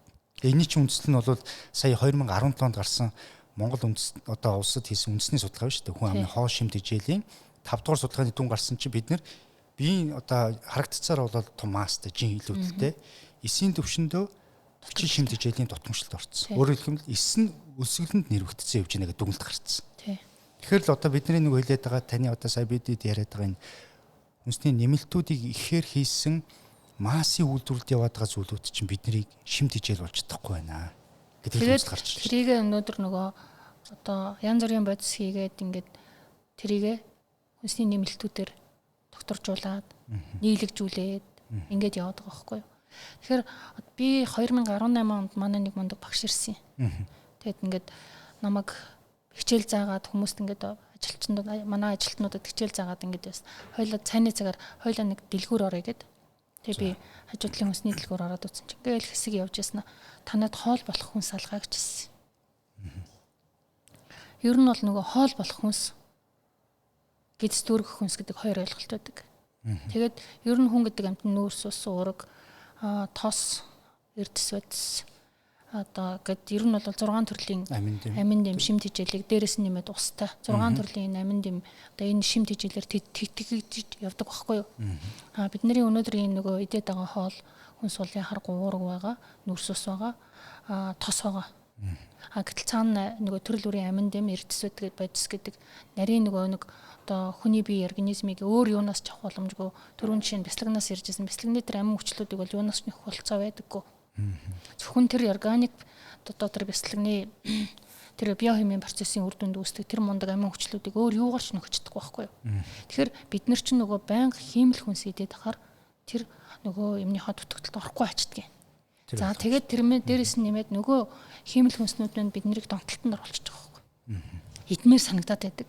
Нөгөө л бүргэрэг нөгөө л тосгоочсон одоо юу байдیں۔ Тэр хоолыг л идмээр санагдаад байдаг. Гэтэл өнөөдөр нөгөөх нь яг ямар бүтцтэй юу яваад байгааг нь биднэрт сонирмш байгаа байхгүй. Тий. Тэгэхээр энэ мэн өөрөө бидний нөгөө ирээдүйд өр хүүхдтэй оруулах хөрөнгө оруулалт нөгөө нэгсэндээ өр хүүхдтэй өнөөдрөөс бид нэр эрүүл мэндэд нь л зөв хөрөнгө оруулалт хийгээд зөв хүн болгочих юм бол тэр хүүхд чинь өөрөө өссөн үсээгөө эрүүл хүн гэдэг бол ерөөсөө өөрөө өөрийгөө аваа явчихна штэ. Яг энэнтэй холбоотой нэг мундаг зүгээр би өөрөө уншиж ирсэн энэ нөгөө Мишель Обамагийн нэг гоё дурсамж байдаг штэ. Тэрэн дээр өөрсдөө нөгөө нөхөртөөгөө цуг нийлээд улс төрийн одоо нөгөө баахан сонгуульд болоод улс төрийн сурчлагаанд ингээ яваад байдаг. Тэгсэн чинь бага охиных нь сургуулийн эмч дуудсан гэж байгаа. Тэгээд яасан бэ гэд тэгээ яваад чинь танаа охинд таргалах шинж байна. Тий. Одоо яг байх хэвээр ингээд стандарт өндөр биеийн жингийн индексийг аваад үзэх юм бол энэ хүүхэд таргалах нэ. Тэгэхээр танах хоол хийж хоолдоо одоо идэж ууж байгаа хоолнд анхаарал хандуулаад өгөөч гэж гуйсан гэж. Тэгээд нөгөө эмэгтэй чи эренгүүтээ бүх юма бодоод үтсэн чи өөрөө нөгөө нөхрийнхөө улс төрийн сонгуулийн сурчлагыг хийгээд яваад байдаг. Хоёр хүүхдээ ерөөсөө л нөгөө түргэн хоолоор хооллоод явцсан байгаа байхгүй юу. Тэгээд нөгөө том охин харьцангуй өндөр учраас нөгөө өндөрт нь ингээ шингээд тэр нь мэддэггүй байсан. Охин нь болохоор бага охин нь болохоор намхан байсан учраас таргалсан мэгэн.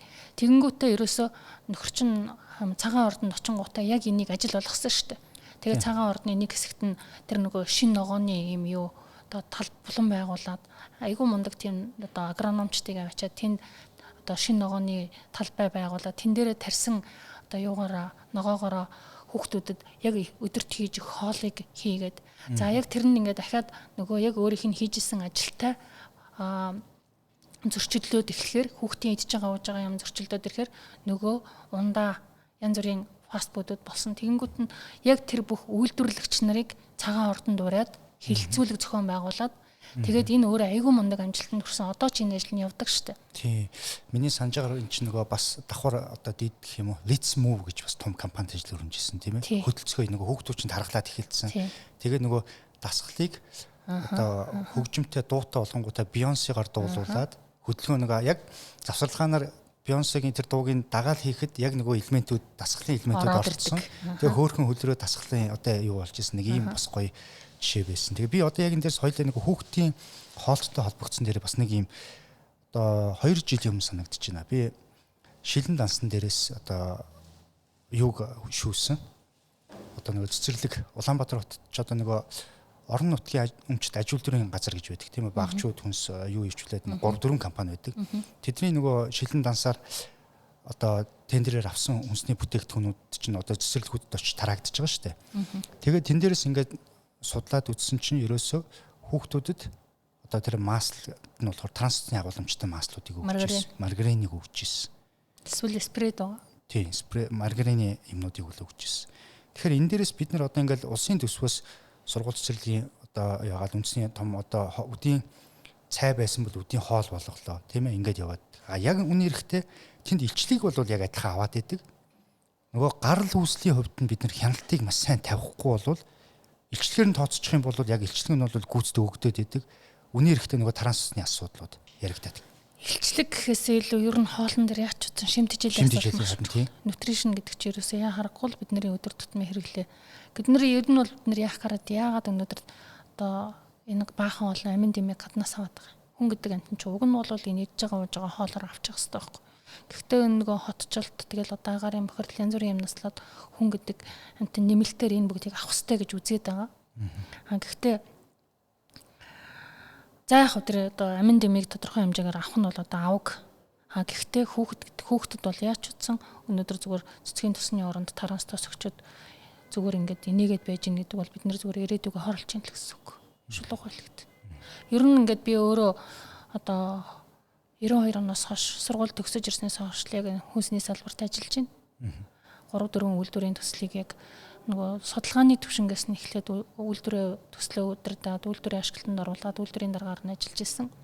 Яг энэ дээр ингээд ажиллаж байхад бол манай Монголоос өөр хүүхдтэй хоол хийж өгдөггүй хүний хоолоор хооллдог цорын ганц улс би Монгол юм байна гэж бодгосон.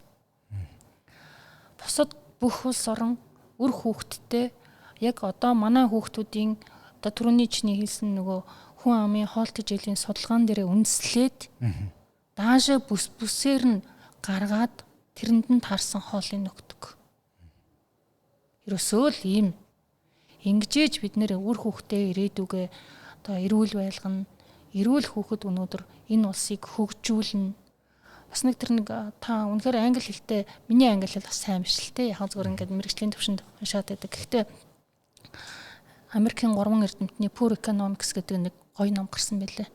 Гарсан энэ 2019 онд Нобелийн шагнал хүрсэн. Тэгэхээр багаасаа шим тэжээлийн дутагдалд орсон хүүхэд эдийн засаг ядуу байхын суурь болж гэнэ гэдэг дүгнэлтийг тэн дээр хийсэн байт юм бэл. Ер нь бол нөгөө ингээд ямар нэгэн байдлаар шим тэжээлийн дутагдалд орсон хүн гэдэг чинь сэтгэл зүгээр нэг тийм одоо тутмаг байдаг гэн. Өөртөө итгэх итгэл байдаггүй гэн. Өөртөө итгэх итгэлгүй ямар нэг юм ингээд одоо чөлөөтэй сэтгэж чаддаггүй. Тэгээд тэр тусмаа одоо ингээд нэг ямар нэг яаж хийж байгаа л нэг аргалал өдрийг өнгөрөөгөөд энэ амьдрал маань бидний яг нэг өдөр тутмын амьдрал яваад байгаа байхгүй. Яг энэ нь өөрөө улс орон ядуу байх. Тэр тусмаа тэгээд дээрэс нь нэмээд болсон болоогүй импортын хоол идээд эргээд хідүүлээ өвчнөд олсон жоохон мөнгө зарцуулаад авах юм бол бид нэр ядуу чигээрэл байгаад байна. Яг нэрээ наад дээр чинь яхад одоо нэг Германы жишээг би бас хэлэх гээд нэг. Германд бол хүнс хямдхан байдаг. Хүнсний хяналт маш сайн байдаг. Тэгээд тэрийг ингээ яасан чи ер нь герман хүн ядууч бай, баянч бай ерөөсөө суур одоо хэрэгцээ бол шим тэжээлэг хүнсээр хангагдж явах хэвээр энэ нь одоо хямдхан байх хэвээр тэрийн бүр улсаасаа бүр маш том одоо бодлого болгож хэрэгжүүлдэг юм билээ. Тэгэл манайхан одоо баруунд очихоор тэнд дундаа Германы хүнсний хямдхан юм байлээ гэж нэг шагшдаг шүү дээ, тийм ээ. Бид нэр яг нөгөө сүүний төслийн судалгаа сүүний үйлдвэрийн төслийн судалгаа хийж байхад манайх чинь үйлдвэрийн тоног төхөөрөмчин Германы GIA гэдэг одоо айгуу том алдартай компани шүү дээ. Дэлхийн сүс хүн бүтээгдэхүүн үйлдвэрлэлийн хамгийн том компани байгаа. Яг энэний төслийн судалгаагаар бол нэлээд явж ирсэн л да. Тэгээд ингээд үзэхэд бол сүүний үйлдвэр байгуулахад бол чинь улсаас татаас өгдөг. Тэгээд тэр үйлдвэрийг хөл дөрөө тогттол ерөөсө тэр бодлого өөрөө хэрэгждэг. Тэгээд Германд хоёр юм л ерөөсө маш одоо ерөөсөө энэ өөрөө хүний суурь хэрэглээ гэж үздэг. Нэгдүгürt хоол хүнсний хангамж, баталгаат байдал, хоёрдугаарт суралцах. Сурах. Дээд сургуулиуд нь үнэн биш үү? Тийм тэр юу гэж үздэг вөхөр эрүүл боловсралтай иргэн улс орны ирээдүй. Эрүүл иргэнтэй боловсралтай улс, оюунлаг иргэнтэй улс хөгжихийн баталгаа гэж үздэг байхгүй юу?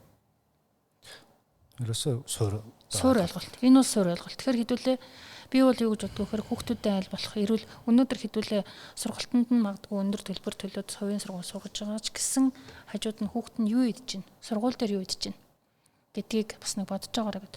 Би энэ дээр сургууль дээр яг гэж ярьсных нэг жишээ авчээ. Би нөгөө нэг бас жоохон илэгний асуудалтай. Тэгээ би миний илэгний нэг мундаг эмч хяналтын эмч байдیں۔ Тэгээ тэр эмч маань өөрөө ангаахын дэд дээр багшаалдаг ахиад дээрээс нь нэмээд халдвартын айгу том эмчилтэй. Тэгээ надад нэг юм ярьжсэн юу гэхээр одоо манай нэг сургууль дээр дөнгөж хичээл эхлээ байжсэн чинь айгу том юм юу хоолны хордлого гарсан гинэ. За. Тэгээ тэр хоолны хордлогын шалтгааныг олох гээд ингээ хөөгөө явсан чинь ерөнхий тоогооч нь өөрөө нөгөө салмонелл тэгж байсан гэдэг. Тэгсэн чинь яг нөгөө хичээл эхлэх гээд нөхөр өөрөө айгуух ингээд ядраад ачаалал автсан. Тэнгүүд нөгөө тэгч тэгээд бас энэ дээр юу гэж ярьсан гэхээр манер нөгөө тэгч гэдгийг мэдчихсэн. Тэгтээ айгүй олон жил эмчлүүлсэн. Гэхдээ нөгөө ингээд маш их им уусаар агаад нөгөө нөхдүүд нь антибиотикийн айгүй өндөр төсвөржилтэнд орцсон. Тэгээд тэр ингээд нөхөр нөгөө шалтгаанаа одоо тэр сургууль мургуул нь болоод эргээд нөгөө яг эмчлэгдэх болоод ирэхээр манай тэр эмчтэр ирсэн юм билээ. Тэгээд ингээд өгөх юм олдохгүй байсан гэж ярьж байгаа байхгүй. Тэр салманы нөгөө өвчин өөс одоо бид нар ахаад энэ нөгөө хоол хүнсний юун дээр ахаал нөгөө сүүс бүтээгдэхүүн дээр ялангуяа энэ яригдах хэвээр асуудал байдаг. Антибиотикийн төсвөржилт. Антибиотикийн үлдэгдэлтэй сүү махны асуудал яригддаг.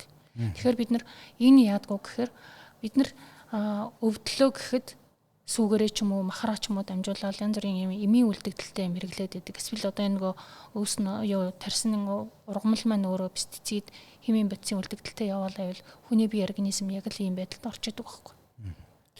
Яг наад саяны салмиалтай жишээ бол одоо 2 жилийн өмнө санагдаж байна. Нийгэмд бол нэлээд их явсан шүү дээ. Нөгөө KFC-гээс хүн хордоод. Тий. Тэгээд тэрийн шүүгээд ингээд үтсэн чинь тэнд ажиллаж байсан хүн одоо гизний халдвартай ихч салмиаллоос илэрсэн тийм ээ. Тэгээд тэр нь болохоор бас сүүл рүү ингээд нэг ус муснаас нь агуулмжтай байсан байна энэ төргээд ингээд явсан. Тэгэхээр яг саяны энэ дэр бол одоо нөгөө антибиотикийн төсвөрчлөлт, антибиотикийн зохисгүй хэрэглээ гэдэг зүйл нэгт бол хувь хүн одоо хүн дээрээс гадна хоёрт бол яг мал дээр бол бас их чухал одоо нөлөө махнаасаа сүүнээсээ. Энийг бид нэр одоо яг Монголд одоо энэ дотоодын хүнсний үйлдвэрүүд яаж хяналтыг тавьж чадж байна? Сүүн дээр бол сүүний антибиотикийн үлдэгдлийг шалгатай. За. Антибиотикийн одоо нэг олон улсад төлөön зөвшөөрөгдсөн антибиотикийн тестүүд гэж байдаг. Тэгээ ер нь бол нөгөө антибиотикуудаа ийм бүлэг болгоод хуваачдаг. Тэгэл энэ дөрвөн төрлийн ер нь бол нөгөө нийт эмийн бодисуудын бол дөрвөн төрөлд хуваагаал тэгэл сүүнд ингээд тест хийхэд ерөөсөө ppm-ээр шалгараа гараад ирдэг. Тэгэл антибиотикийн үлдэгдэлтэй сүүг бол үйлдвэрлэх авах ямар ч боломж байхгүй. Сүүн дээр бол аягүй ээж бүрэн шинжилгээ хийгддэг шүү дээ. Тийм. Антибиотикийн үлдэгдлийг заавал шалган, дээрэс нь нэмээд соматиксийн үлдэгдэл гэж байдаг. Энэ өөрөө нөгөө малын дэлэн өрөвссөн байх юм бол доторх соматиксийн тоо өсөд одоо нэгсэндөө соматиксийн хяналт гэдэг энэ юмнууд бол ерөөсөө үйлдвэрүүд дээр бол яхахгүй хийгдэх ёстой. Би зүгээр жаахан эмзэгэлдэг юм гэвэл малын түүхээс үн дээр гадуур ингээ худалдаалдаг түүхээс үүдэг тийм. Тэгээ түүхээс үг өнөөдөр манай Монголд бас нэрээ ярих юм бол уламжлалт хэрэгцээтэйгээ уялдуулаад идэж уугаад ах шиг байна гэж хартээ. Би өөрөө жишээ нь бол хизээч түүхээс авч үзэх юм гэхээр үзээгүй. Айдаг. Манай одоо яа харахгүй миний төрсэн ах ч юм уу миний одоо ингээд бүр айгүй сайн мэддэг айл энэ сүс үн бүтээгдэхүүнийг боловсруулдаг гэж байгаа бол тэндээс үнэхээр авч идэж болно. Түүнээс биш яг малт ч одоо өнөөдөр тэр хавьд идэж ууж байгаа уул уурхай ядч үгүй юу гэж харгалах хэрэгтэй байхгүй юу?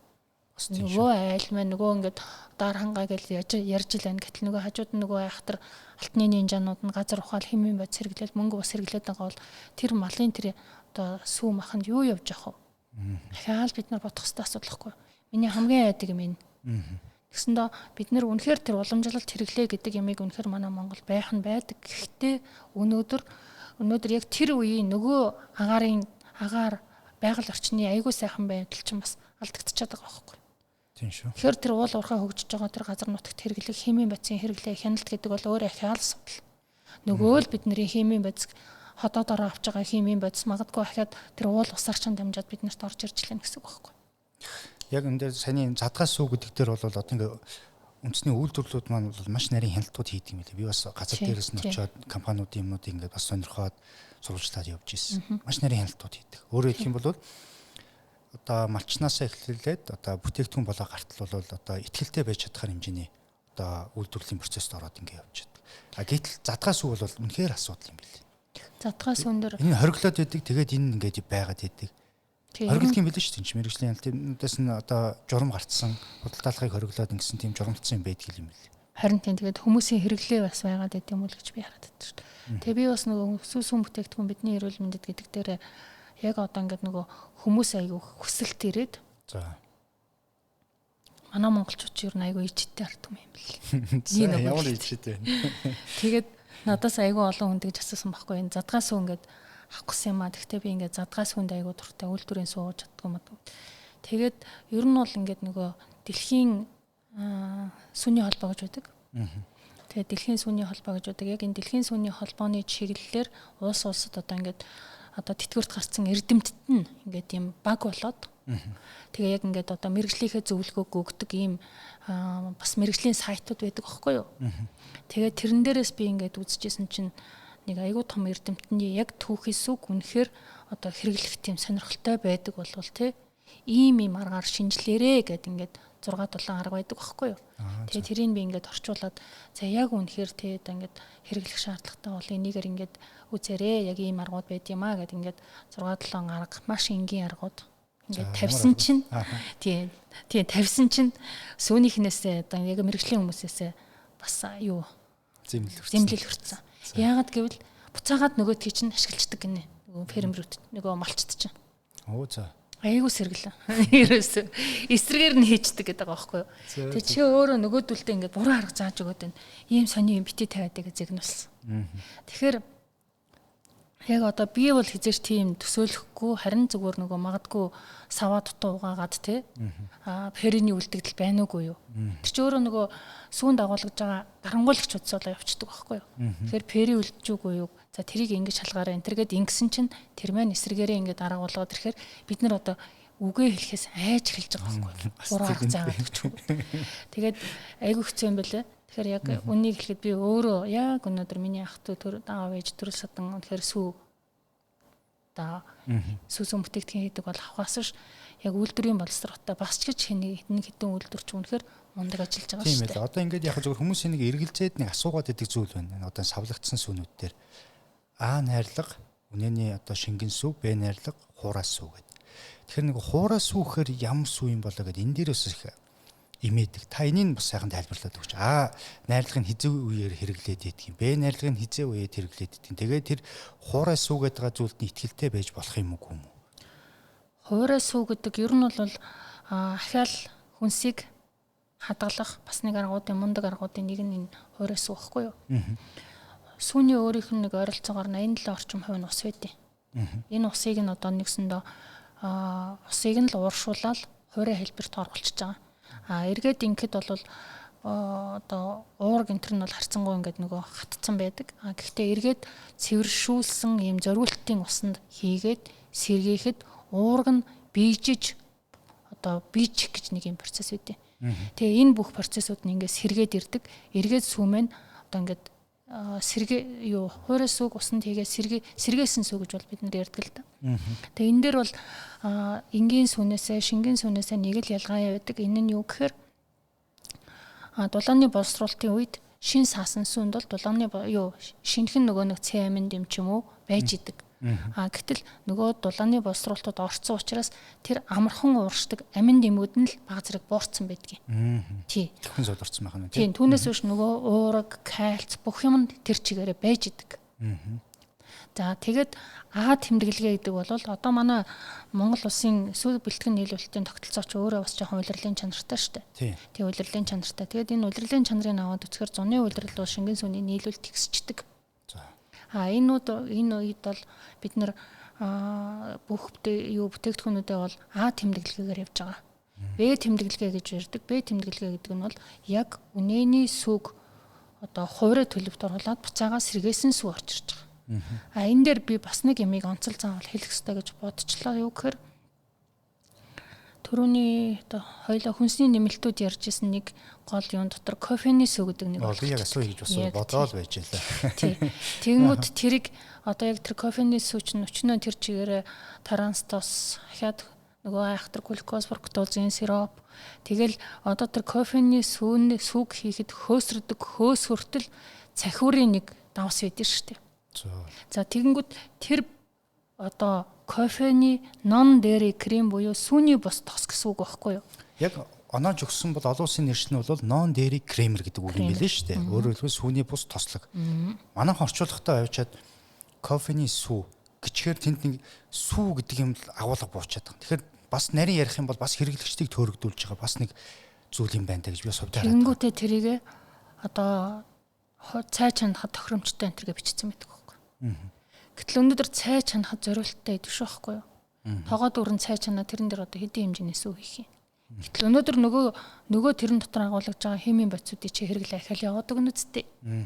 Уг нь одоо Европын өндөр хэрэглээтэй орнууд чинь тэр кофений сүүг чи хэрэглэдэг юм байлээ л дээ чаас. Тэгэнгүүтээ аяг кофен дээр одоо тал халбах ч гэдэм юм нэг тэгжэл хэрэглэж байгаа шүү дээ.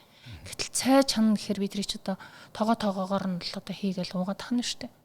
Одоо нөгөө нийтийн хоолны газруудаар сүйтэй цай гэдэг ч одоо тэрийг үл хийгээд шүү дээ. Хуурай сүү. Тэгээ энэ дэр би манай телевизийнхэн бас нэг одоо манай энэ одоо мундаг том жүжигчид энэ төр бас нэг жоохон боталтай байгаасаа гэж айгу бодоод байдээ. Тэрс ингээл янз бүрийн сүг одоо ингээл 10 литр сүүтэй тэнцдэг ашиглахад хэлбэр гашилдаггүй энэ төр сонин юм яригддаг л да. Тэр чин тийм биш байхгүй юу? Ерөөсөө л одоо ингээл яхааргүй тэр чигээрээ гидрогенизацид орсон тос дээрэс нь нэмээд глюкоз фруктозын сироп ахаал нөгөө хоорондоо наалдаж нийлэхээс хамгаалсан баахан бодис будагч бодис тэгээд тэр хөөсрүүлдэг одоо цахиурын одоо юу цахиур орсон нэг давс байсан ингээл баахан олон юм нийлэл энэ өөрөө Баг зэргийн сүүний казин гэдэг нөгөө казин уураг орсон байт юм лээ. Тэгээ иймэрхүү юмнууд нийлээл нэгсэндээ тэр нон дээрий кремер гэдэг хиймэл бүтээгдэхүүнийг гаргаж ирэнгүүтээ манай монголчуудад хурайс үг ойлгуулчих жоох. Харин яг хүмүүс болгол хуурайс үгээр одоо тэр нон дээрий кремерийг хуурайс үг гэж ойлгоод байна. Энэ бол ерөөсөө сүү бол биш. Тас хөндлөн бүтээгдэхүүн. Одоо бидний хэлээд байгаа хиймэл бүтээгдэхүүн тий одоо өнөөдөр ойлголоо. Тэр нөгөө савлцсан сүүнүүдээр байж идэг Б найрлагын хуурайс үг гэдэг чинь бол одоо таны яриад байгаа шал өөр бас. Үнэний сүг усыг нь ууршуулад одоо технологийн тусгай аргууд байдیں۔ Тэргээр хуурай болгоод хатаачж байгаа. Эргээд тэрийгэ зориултын технологийн боловсруулсан усанд хийхэд сэргээд яг сүүтийг ижил найрлагатай болно. Тэн дээр ганцхан ялгаа байдаг нь шингэн шин саасан сүнд одоо тэрийг ингээл хэсэг байлгаж байгаа л хөөрүүлэл гаргахад нөгөө дэгдэмхий одоо тэр цэм дэм чи хамгийн амархан дэгдэмхий байдаг шүү дээ. Тэр мэр чинь бол арилждаг. Тэгэхээр тийм л нэг баг зэрэг амин дэмийн нэг баг зэргийн ялгаа байдгаас биш огт ялгаа байхгүй. Сүүгээрээ л эргээл бид нэр хэрглэж яана л гэсэн үг. Тэр одоо кофений сүү гэж яриад байгаа тэр бол үнэхээр сүү биш. Тийм. Тэгэхээр одоо энэ дээр бас нэг хэрэглэгчдийг төөрөгдүүлж байгаа нэг үндэслэл байна. Нийтийн хоолны газрууд, гуанз цайны газрууд сүүтэй цай гэдэг одоо меню цэс байж идэг. За тэгвэл тэнд сүү байх ёстой. Тий. Гэтэл сүү байхгүй саяны сүүн бус тослохыг хийгээд сүүтэй цай гэж зараад байна. Энэ бол хэрэглэгчдийг төөрөгдүүлж байгаа, хэрэглэгчдийг хуурм эхэлж байгаа нэг арга. Яг харахгүй мөр. Энийг бол одоо энэ хууль хяналтын байгууллага одоо хэрэгжсэн төлөө газрууд нь аваад шалгаад энийг үнэн мөнийн тогтоогоод үнэхээр тийм байх юм бол одоо тэр цэсний нэрийг өөрчлөх ёстой гэж би хувьдаа хараад идэг. За хоёрт би нэг нэвтрүүлэг хийгээ явж исэн. Сургуулийн цайны газраар орсон. Тэн дээр хүүхдүүдэд одоо өгчээс нь одоо цайнд нь бас тэр нон дээрий кремерийг ингээд тавьчихсан сүүтэй цай гээд өгөх гээд ингээд байжсэн. Тэгэхээр энэ зүйлүүд дээр эцэг эхчүүд маань өөрсдөө маш сайн хяналтаа тавих хэрэгтэй. Иргэд маань өөрсдөө маш сайн хяналтаа тавих хэрэгтэй. Ингэчээж энэ хүнсний аюулгын байдал чинь одоо алтан гурвалжин гэж яриад байгаа шүү дээ. Нэг талаас хэрэглэгч өөрсдөө маш сайн хяналтаа тавьж явах хэрэгтэй. Нэг хэсэг нь төрийн байгууллагын зохицуултууд нь байх хэрэгтэй. Нөгөө талаараа үйлдвэрлэгчдийн одоо оролцоо гэдэг. Тэгэхээр иргэд маань одоо энэ зүйлүүдээр маш сайн анхаараасаа гэж би бас хувьдаа бол маш их боддог зүйл байна. Нөгөө хятадуудын хэлдгэр одоо бид нар зах зээл нь авахгүй юу? Тэр хоол хүн саагуур орж ирж байна. Тэгэл одоо нэгсэндээ улс орн өөрсдөө хинах гээд дийлэхгүй. Тэгтээ зах зээлийн зарчмаараа хэрэглэгч байгаа учраас тэр үйлдвэрлэгдээд байна. Ямар нэгэн байдлаар гэтэл тэр нь одоо тэр тарган дээр шигсэн сүүсүн бүтээгдэхүүн дээр дамжаа сарангуй яриад байгаа хойд зүгээс импортоор орж ирж байгаа юм ГОСТ заавал байх ёстой. Гэтэл байгууллагын стандартаар яваад байна. Тэгвэл ГОСТоор үйлдвэрлэдэггүй байгууллагын стандартаар дураараа үйлдвэрлэсэн юм яаж Монгол улсын хэлээр орж ирээд. Энэ бүхэн чинь бидний хүүхдүүд бид өөрсдөө идэд байна, бидний өөр хүүхэд идэд байна. Энийг өнөөдөр хэн хянах юм? Нөгөө зах зээлийн зарчмаараа дампуурах замыг нь бидний хяналтал нэгсэндээ тавьж өгнө. Түүнээс биш бид нар ингээл одоо үл мэдэх царай гаргаал ингээл яваал байвал нөгөө за гайгүй дээ. Өнөөдөр ямар байнга хэрэглээд байгаа ш гайгүй дээ гэл ингээд ийм одоо хинэггүй Монгол зангаараа ханддаг бас хандлагууд бас байна. За гайгүй л үүдээ. За яавал гэж тийм ч одоо хүн болгонд хэрэгжилж штэ гэл. Ийм хандлагууд бол байдаг юм билээ шүү. Тэгэл явж ирсэн л одоо баахан энэ тентхийн хавдар мавдар болол янз бүрийн өвчин тусаад эхлэнгүүтэл тэгэл одоо нөгөө эмчилгээнд хэрэгтэй мөнгө фэйсбүүкээр хайгаал тэгэл тууж өгч шүү дээ. Хэдүүлээ. Харин тийм. Тэгэхээр бол энэ зүйлүүд дээр бол ингээд өнөөдөр бол хоёлаа бас яг энэ дундаас хүнсний аюулгүй байдал хүнс дундаас ер нь бол нэмэлтийн талаас нь айлуулах зохистой хэрэглээ тал талын үнцгийг нь бол одоо гаргаж ярилцахыг бол хичээлээ. Тэгээ бас танд одоо яг ингээд ер нь хоёлынгийн яриан дээрээс за хэлнэ гэж бодож ийсэн миний асууж амжаагүй ийм зүйлээ бол та бас нэмэт хэлээч. Би нэг юм дээр яг нөгөө өөрөө айгу эмзэг хүлээж авчихсан нэг хүнсний нэмэлтийг хэлчихье. Энэ гол төлөв нөгөө аналог бяцлаган дээр явж байгаа 339 гэдэг нэмэлт байт юм билээ. Түрүүн хоёул ярьжсэн тийм. Тийм 339 гэдэг. Е339 гэдэг. Энэ өөрөө бол ерөөсөө үнэхээр агуу одоо тийм мундаг олон талтай үйлчлэгээтэй юм бодис гэж үздэг юм байлаа. Гэхдээ энэ бодисыг ингээд аваад үзэх юм бол өмнө нь яг энэ бодисыг бол Европын холбоонд угаалгын бодисын ер нь бол ингээд хүнсний нэмэлт чи аюу олон янзын салбарт ашигладаг шүү дээ. Ер нь бол энэ химийн бодисуудыг чи хэрэглээ хүнсний салбарт ашиглаж болно. Одоо тийм салбарт ашиглана гэдэг аюу олон юмд ашиглаад ингээд явдаг л да. Тэгээд хамгийн гол нэг зүгээр миний өөр амар эмзэг хүлээж авсан нэг асуудал гэвэл тэр E339-ийг өмнө нь угаалгын бодис ашиглахад хэрэгэлдэг байсан юм байна. За. Гэтэл Европын холбоо өндөр хөгжилтэй улсууд болохоор бохирын одоо системд хаягдж байгаа усны үзүүлэлтүүдийг их хяндаг. За. Тэр одоо нэгсэндээ бохир усыг чи эргээд цэвэршүүлээд байгальд хаяхад одоо айгүй өндөр зардал гардаг байхгүй юу? Тэгтэл нөгөө одоо тэр E339 хэрэгсэн угаалгын бодис орсон усны одоо цэвэрлэгээний зардал айгүй өндөр гараадсан юм байна л та. Тэгээд их бохирдуулаад одоо тэрийг ер нь бол цэвэршүүлэхэд их төвхтэй болсон байна шүү дээ. Тэгэнгүүтээ нөгөө одоо тэрийг угаалгын бодис угаалгын тэр төрөл бүрийн бодис сэргийлэхэд ашиглахыг хорьсон байгаа байхгүй юу? За. Тэгээд тэгтэл тэрийг нь хүнснийхэн хэрэглээд яваад байна гэдгийг бол одоо маш олон мэрэгчлэтнүүд мэрэгжлийн хүмүүс гайхаж битсэн байдаг.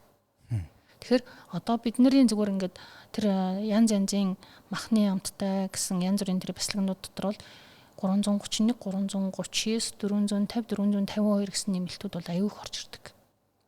Тэгээд тэр дундаас 339 бол яаргагүй одоо хүний хотод Европын холбооны бохирын системээс 7 нэр мөнгөсөн би бол зүгээр төрж исэн. Логкор навд үзэгт. Бидний хотодын дотор хаашаа тэр гэхдээ хүний гидсэн дотор юу болж байгаа нь бүү мэд. Гэтэл өнөөдөр бохирын системд хаягдж байгаа усны чанарыг хянахаар асуудал байна гэсэн үг байхгүй юу? Тэгэхээр эн чинь нөгөө байнгын хэрэглээ гэдэг чинь хэдий ч нэ байнга хэрэглээгүй магадгүй өнөөдөр тэр байнга хэрэглэхгүй ч гэсэн тэнд асуудал үүсгээд яваад байгааг үгүй гэхгүй байхгүй. Тэгэхээр энэ бол одоо бид нэр одоо ингээл та зөвхөн энэ олон одоо 2000 гаруй хүнсний нэмэлтүүд дундаас хоёлаа дөнгөж одоо хүнсний нэмэлт 339 дээр нэг кейс ярихад бас нэг иймэрхүү одоо нэг жоохон одоо эмзэглэмээр юм кейсүүд хүртэл байна. Тэр нь тэгэл сэтгэл өвдмөр юмнууд аягүй хатдаг. Хайл болох л одоо хүүхд ялангуяа за би зүгээр одоо энэ идээ дуугаа сурцсан одоо би одоо идээдэд одоо хамаа алга одоо байн харгалж байгаа юм шиг л ингэж хэлж байгаа хүмүүст бол би хэлэх гэхээсээ илүү яг амьдрал аяндаа ойлгох байх гэж бас боддог. Гэхдээ бид нар өнөөдөр өр хүүхдтэй ирээдүйдээ бид нар айгүй зөв хөрөнгө оруулалтыг хийж зөв мэдээллийг өгөөд яваад байвал ялангуяа хүүхдүүд их хөрхөн штэ. Одоо цэцэрлэг дээр нь манай хоолны пүүжэ багш ярьж байсан. Одоо ингээд нөгөө цэцэрлэг дээр нь хүүхдүүдийг давсыг нь ингээд нөгөө багасгаад хоолнд нь давс сахарын хэрэглээг нь багасгаад эхлэнгүүт гэртээ очихоор гэрийн хоол идэхээр миний хоолоо орсоод идэж чадахгүй байна гэдэг. Тэгээд хүүхдүүдэд хилээд өчгөр дэлгүүр дотор хараад энийг багш битгий идгсэн гэж лээд иддэггүй. Тэгэхээр би одоо баг нөгөө доцоостой эдсэн чадаа өнөөдөр би өхүүл гэжгээд эсвэл хэрэгжилжлээ за ганц нэг мөө энэ юу ингэж боддгоосаа илүүтэйгээр ирээдүйн эздэд бид нэр ойлголтыг нөгөөд явуул илүү одоо үр дүнд хүрэх юм уу гэж бас заримдаа боддог гомдохдоо штэ. Гэхдээ хүн болгын нэг чи ойлгосоо л гэж. Тийм саяны энэ давсны хэрэглэн дээр миний мэдхээр бол нийслэлийн сонгон архын дүүргийн 112 дугаар цэцэрлэг яг энэ давсыг бууруулах тал дээр маш их сайн стратеги төлөвлөлөөр маш сайн ажилласан. Тэгээ энэ дээр нөгөө үр дүн их сайн гарсан. Тэгээд бас их сайшаагдсан жишээ болж исэн. Тэгээ ер нь бол бас ингээд сайн жишээнүүд бол байна. Бид нар бол чадчихин болохоор байна.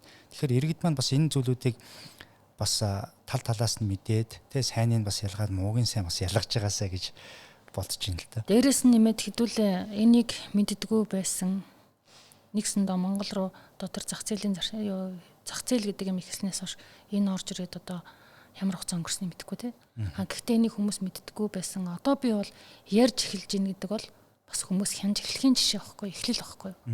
Хүмүүс хараад эхлэн мэдээд эхлэн одоо энийг яриад эхлэн гэдэг чинь бол айгүй том эхлэл. Энэ эхлэлийг хэдүүлээ нэгэнт ингээд зөв тавьчих юм чинь энэндээ илүү олон хүн анхаарал хандуулад өөрөөсөө түрүүний хэлснээр үнэхээр миний хүүд ямар харшил өгөөд байна, ямар өвчин үүсгээд байна, юу эзний дараа гидсэн нэвгүүтээд байна. Гэт энэ бүгдийг хараад тэрэндээ орж байгаа найрлага юмнуудаа бүр тоогоол үнэхээр интернет өнөөдөр ертөнц чөлөөтэй байж хаад тэн дээр үзээд мэдхгүй юмнуудаа асуугаад ингээ явчаасаа. Түрүүн нэрээ хэдүүлээ хаяг шошгон дээр яхахгүй англи орс хэл дээр байгаа юмыг бол хүмүүс аягуулсан бас ойлгодог болсон. Гэтэл нэг үнэхээр тэр солонгосоос орж ирсэн зарим нь бол одоо тэр бүр арабаар бичсэн мэт юм л шүү дээ. Тэр юмнуудыг одоо энэ импортлогч компаниуд бол шошгоны мэдээллийг бол яг үндсэн хэл дээр нөхөж явах хэрэгтэй. Тэгээ стандарт нь заагаад өгсөн бас юм байгаа шүү дээ. Тэгэхээр тэр шошгоны мэдээллүүдийг бас нэг нийлээд одоо шаардж жагаад Тэгээд ингээд тавьдаг болчвол хүмүүс сонголт хийхэд хэрэгтэй юм болоо. Тэгээ нэгэнд одоо түрүүний тэр одоо Европын стандартаар үнэхээр ингээд болтгсон бол дэлгүүр дотор нь энэ органик, энэ одоо тий арай дундаж, энэ одоо хулих шүү гэдгийг ингээд ялгчулдаг. Тэгээд тэрэн шиг мундаг юм байхгүй. Тийм дэлгүүрийн өөрлөгснөөс бас одоо яг нэг яригдж байгаа шудраг улсын хэрэглэгчний төлөө газраас бас одоо санаачлаад бас бид нар ингээд ярилцаад ингээд явж байгаа нэг зүйл байна. Одоо нэг хүүхдийн хүнсний тасаг, арх согтруулах хундааны тасаг хоёр ер нь ингээд залгаа байгаад байна. Энийг зааглая гэдэг ийм одоо зүйлүүд ер нь яригдж байгаа. Дэлгүүрийнхэнтэй яригдж байгаа. Бүтээгдэхүүн хөгжүүлэгчтэйгээ яригдж байгаа. Тэгэхээр энэ ч нөгөө дэлгүүрийн өөрлөлт гэдэг чинь өөрөө бас нөгөө нейросайенс, нейромаркетинг гэдэг шинжилгээ ухаан дээр суурилж дэлгүүрийн өрөлтийн стандартууд батлагддаг. Өөрөөр хэлбэл хүний өртөлтүүд ухамсаргүйн төвшөнд яаж өртөлтүүд явдаг вэ? Тэр нөгөө касны дэрэгд байж байгаа жижиглэнгийн юмнууд дээр хүн яаж өртдөг вэ? Тэн дээрээс яаж худалдаа авалт хийдэг вэ? За ингээд явхаар одоо хаанхур аль эсгүүдээр хамгийн их хүмүүс явдггүй. Эний хажууд нь алийн тавьж өгөх юм бол борлуул тусдаггүй гэдэг. Энд чинь өөрөө хүний энэ одоо ухамсаргүйн төвшөнд нь гарч идэг үйлдэлийг судалсан шинжилгээ ухаан байгаад байна. Тэгэхээр одоо энэ дээрээс бол хүүхдийн авдаг хүнсний бүтээгдэхүүнүүдийг арх согтруулах хундаанаас нь бас зааглаж өгье гэдэг ийм зүйл бол яригдаад явж байгаа. Энэ удахгүй бас одоо хэрэгжээд явах байх гэж би бас өвдөө найдаж байна. Тэгэхээр яг таны хэлдгээр бол сонголтод нөлөөлөхэд тэр бас ялгаж өгдөг болчих юм бол бас их чухал нөлөөтэй байна. Тий, хүн өөрөө нэгсэндээ худалдан авалтандаа тааруулаад тэгэл явчмаар л байгаа юм л да. Гэхдээ зүгээр яхаа ингээд бас үндэсний үйлдвэрлэгч нар дээр хэлэхэд бас мэрэгжлийн урд чадвараа өндөржүүлээд түрүүний миний тэр жүүсэн дээр хэлжсэн. Хоёр хүнсний хоёр нөөцлөгт хоёр хүчтэй бензот натрий калий сарбат гэдэг хоёрын хоёр нөөцлөгчийг хийж ахаар үнэхээр технологийн ур чадвар юм уу эсвэл тэр одоо тоног төхөөрөмжийнхээ юунд жоохон илүү хөрөнгө оруулаад тэр олон нэмэлтээ багасгачвал энэ өөрөө хүн амын эрүүл мэндэд оруулж байгаа маш том хувь нэмэр болох хэрэгтэй. Яг үнэ. Тэгэхээр бид нар энэ дээр юу гэж хэлж байгаа нэхэр хөрөнгө тоног төхөөрөмжийн найдвартай сайн байдал гэдэг бол хөрөнгө оруулалттай холбоотой байх. Мэргэжлийн хүмүүсийн ур чадварыг өсгөх гэдэг бол дахиад одоо нэг мэргэжлийн сургалт иймтэй холбоотой байх хэрэгтэй болов гэж харагдаад байгаа байхгүй. Тэгэхээр нэгсэндээ дутуу юмыг л бид нар энийг усан болоогүй хүнсний нэмэлтээр шийдэд байна уу. Гэхдээ яа харахгүй нэмэгдэх хэвээр хүнсний нэмэлтүүд бол байдаг. Тэрэн дээр бол үгүй гэхгүй. Чин тарган дээр бол дээд 440 гээд нэмдэг. Тэр бол нөгөө үйлдвэрийн тараг бол ингээд одоо нэг нь асаасаар ороод инхээр шингэрчдэг тараг бол биетэй л алдчихдаг. Хэрэгэд эргээд дээд 440 маань хүний биенээс одоо ургамлын гаралтай юм нэмэлт байдаг. Эргээд энэ маань хүний биенээс хорт утсыг хорыг сарамжуулж зайлуулахын нөлөөтэй байдаг. Тэгэхээр энэ бол хүний авах ёстой нэмэлтийн товд орж байгаа байхгүй. Зөв. Тэгэхээр энэ дээр ингээл иймэрхүү юмнуудыг л бид нэр аягүй сайн ялган салгаж ойлгоод дахиад зөвхөн хүнсний нэмэлт гэдэг юм дээр аваад үзэх юм бол хүнсний нэмэлтийн гарал үүсэл их одоо нөгөө юу аягүй чухал. Одоо аскорбины хүчил байлаа гэж бодоход яа харахгүй одоо химийн нийлэгжүүлж гаргаж авсан химийн юу аскорбины хүчил байна уу? Эсрэгээрээ одоо ямар нэгэн байдлаар жимснээс ургамлаас ялгаж авсан одоо нэмгний одоо тэр аскорбин юуны витамин С байна уу гэдэг өөрөө аягүй чухал байхгүй. Хяал нөгөө дүүргэгчүүд цусад бодисын асуудал яригадаад эхэлдэг. Тэгээд энэ дээр аягүй ухамсартай л баймар байгаа. Тэгээд энэ бүгд зориулаад энэ хүнсээ шинжилүүлэх гэдэг энэ группийг ажиллуулж байгаа энэ залуус бий бол үнэхээр амжилт төсмөр байна. Тийм тэгээд энэ дээр ингээд та бүхэнд энэ мэдээллийг өгөөд хамтраад одоо нэгэн л бид нэр хүнснийхэн бол яг энэ дээр бол аягүй эмзэг ханддаг. Эхлээл хүнсээ гэж боддог байсан. Одоо бол яхахгүй хүмүүсийн эрүүл мэндийг л бодож байгаа шүү дээ. Бид нар бол өнөөдөр хүнс гэдэг юм чинь хүний эрүүл мэндтэй л холбоотой. Том үйлдвэрүүд дээр бол ингээл одоо айгүй том сериосны асуудлуудыг бол бид нар айгүй учир шалтгааныг олдог, айгүй хичээж ажилладаг шүү дээ. Тийм байлээ. Ер нь бол энэ үндэсний том үйлдвэрүүд маань харьцангуй нөгөө стандартуудыг нэвтрүүлсэн, тэгээд гарал үүслүүд нөгөө буух идсэн буцхай ихтэй гэдэг юмнууд чинь том үйлдвэрүүдээр байгаа тийм. Тэгээд дээрэс нь нэмээд аль болох хүнсний нэмэлтүүдийг бид нэр ерөөсөө ингээд сонгосон ч хамгийн чанартайг сонгодог. Одоо тэр түрүүний хэлснээр тарган дээр одоо зүгээр энгийн крахмал цардуул байх уу эсвэл зүгээр тэр бүр өндөр үнэтэй пектин байх уу тий. Тэр энэ бол өндөр үнэтэйг сонгодог. Манай компани юу ч гэсэн тэрэн дээр бол хөөх юм. Үнэхээр бид нарыг бас сонгож бид нарыг хүндэтгдэг тийм юмнууд бол байдаг. Тэр бол хэлэх ёстой. Энэ бол эцсийн дүндээ бид нар арт түмнийхээ өмнө хүлээсэн бид нар хүнс чинь бид нарыг оюутан байхад Москвад сурч байгаад хүнс гэдэг бол хоёр сэтгэлээр хандаж болдоггүй ажил гэж хэлж ирсэн. Манай нэг дэлхийн 2 дугаар дайнд ороод ирсэн нэг өрөөсөн хөлгүй багш байсан. Тэгээ тэр хүн биднэрт та нар нэгэнт хүнсний мэрэгжил ингээ сонгосон бол энэ хүнс гэдэг юмд хязгаарч хоёр сэтгэл гаргаж болохгүй шүү гэж хэлчихсэн. Тэгээд одоо бодоход тэр үг амар мундаг үг гэсэн байхгүй. Хоёр сэтгэл гаргаж болохгүй. Энэ ерөөсөө хүний эрүүл мэндтэй холбоотой, хүний өнөөдөр хотод руу орж байгаа юм гэдэг чинь ингээл бид нарыг одоо ярьж тэр үед мө өвгөн одоо ядаргаатай л гэж бодож исэн байх таа л гэж одоо бол ичдэн штэ. Тэгээ одоо бодоход бол тэр үнэхээр агуу үг байсан. Тэгээ бид нар яг би бол тэр зарчмыг аяух баримталдаг. Тэгээд аль болох технологийн одоо хамгийн дээд зэрэглийн тоног төхөөрөмжийг сонгоод одоо технологийн ур чадвар гаргаад ажиллах хэрэгтэй юм уу л гэж боддог штэ. Зөв. За ингээд битүүрийн ярилцлага энд хүрээд ерөнхийдөө өндөрлж байна. За тэгээ өнөөдөр бол бас маш их сонирхолтой олон практик жишээнүүдийг дурдаад тэгээд ер нь бол шинжилгээ ухааны мэдээллүүдийн ингээд энгийнээр ойлгомжтой тайлбарлаж өгсөн Орломжин одоо танд маш их баярлалаа. Тэгээд бас бидний бас урилгыг хүлээж аваад ажлынхаа цаг завыг зарцуулаад ирсэн танд бас баярлж байна. За энэ хүнсээ шинжилүүлэх гэдэг группт бол би өөрөө нөгөө мэрэгжлийн одоо айгу хоббитэй эсэн шүтгийг хийн гэж. Тэгээд энэ нөгөө ферм дээр тугал төрхөөс эхлээд сүүсэн бүтээгдэхүүн хэрэглэгчийн гарт хүртэлх тэр бүтэн одоо сүлжээг сүүсэн бүтээгдэхүүн үйлдвэрлэлийн бүтэн сүлжээ гэж нэрлэдэг. Энэ бүх сүлжээнд үүсч болох одоо бүх төрлийн микробиологийн эрсдлүүд байдаг. Тэрийг ингээд одоо бичсэн манай багшийн нэг ийм номыг би 2018 онд орчуулад тэрний дараагаар яг энэ сүүсгэн бүтээгдэхүүн чинь одоо бидний ярьсан сүүн дээр ямар одоо гэмтэл үүсэх үү, яаж үүсэх үү, тэрнээс хэрхэн сэргийлэх үү тэр гэдэг энэ хоёр номыг орчуулсан. Тэгээд танай хамт олонд ингээд амжилт төсөө бэлгэлээ. Нэг одоо мундаг одоо заавал хэлэх хэрэгтэй юм гэвэл ер нь бол бүх хүнсний үйлдвэр дээр ариун цэвэр эрүүл ахуйн том дүрмүүд үйлчилж явах хэрэгтэй. Ариун цэвэр эрүүл ахуйг стандартын түвшинд хүргэсэн газар бол ер нь бол хүнсний олон нэмэлт хэрэглэхгүй байх бас боломж байдаг шүү гэдгийг хэлмээр байна. За тэгээд чухал байна. Бүх хүмүүст бүх ер нь бол no hygiene, no safety foods буюу нөгөө одоо hygiene эрүүл ахуйн зөв зохистой дадал байхгүй бол хүнсний аюулгүй байдлыг хангах боломжгүй гэсэн үг. Би бас яг энэ үгээр одоо олон хэл дээр олж уншиж чадаа айгүй баярлж исэн. Тэгэхээр ариун цэвэр эрүүл ахуйг дээд хэмжээнд сахиж чадах юм бол бид олон хүнсний нэмэлт буюу олон түүхийд хэрэглэх тэр энэ ч өөрөө эдийн засгийн зардал явж байгаа шүү дээ. Тэгээд эргээд хүмүүстэй эрүүл мэндийн бүтээгдэхүүн өгөх болцоо байгаа шүү гэд энэ хоёр номыг хүмүүст магадгүй хүргэх хэрэгтэй бол хүргээрэй гэж. За баярлалаа. За баярлалаа. Сууж гараа.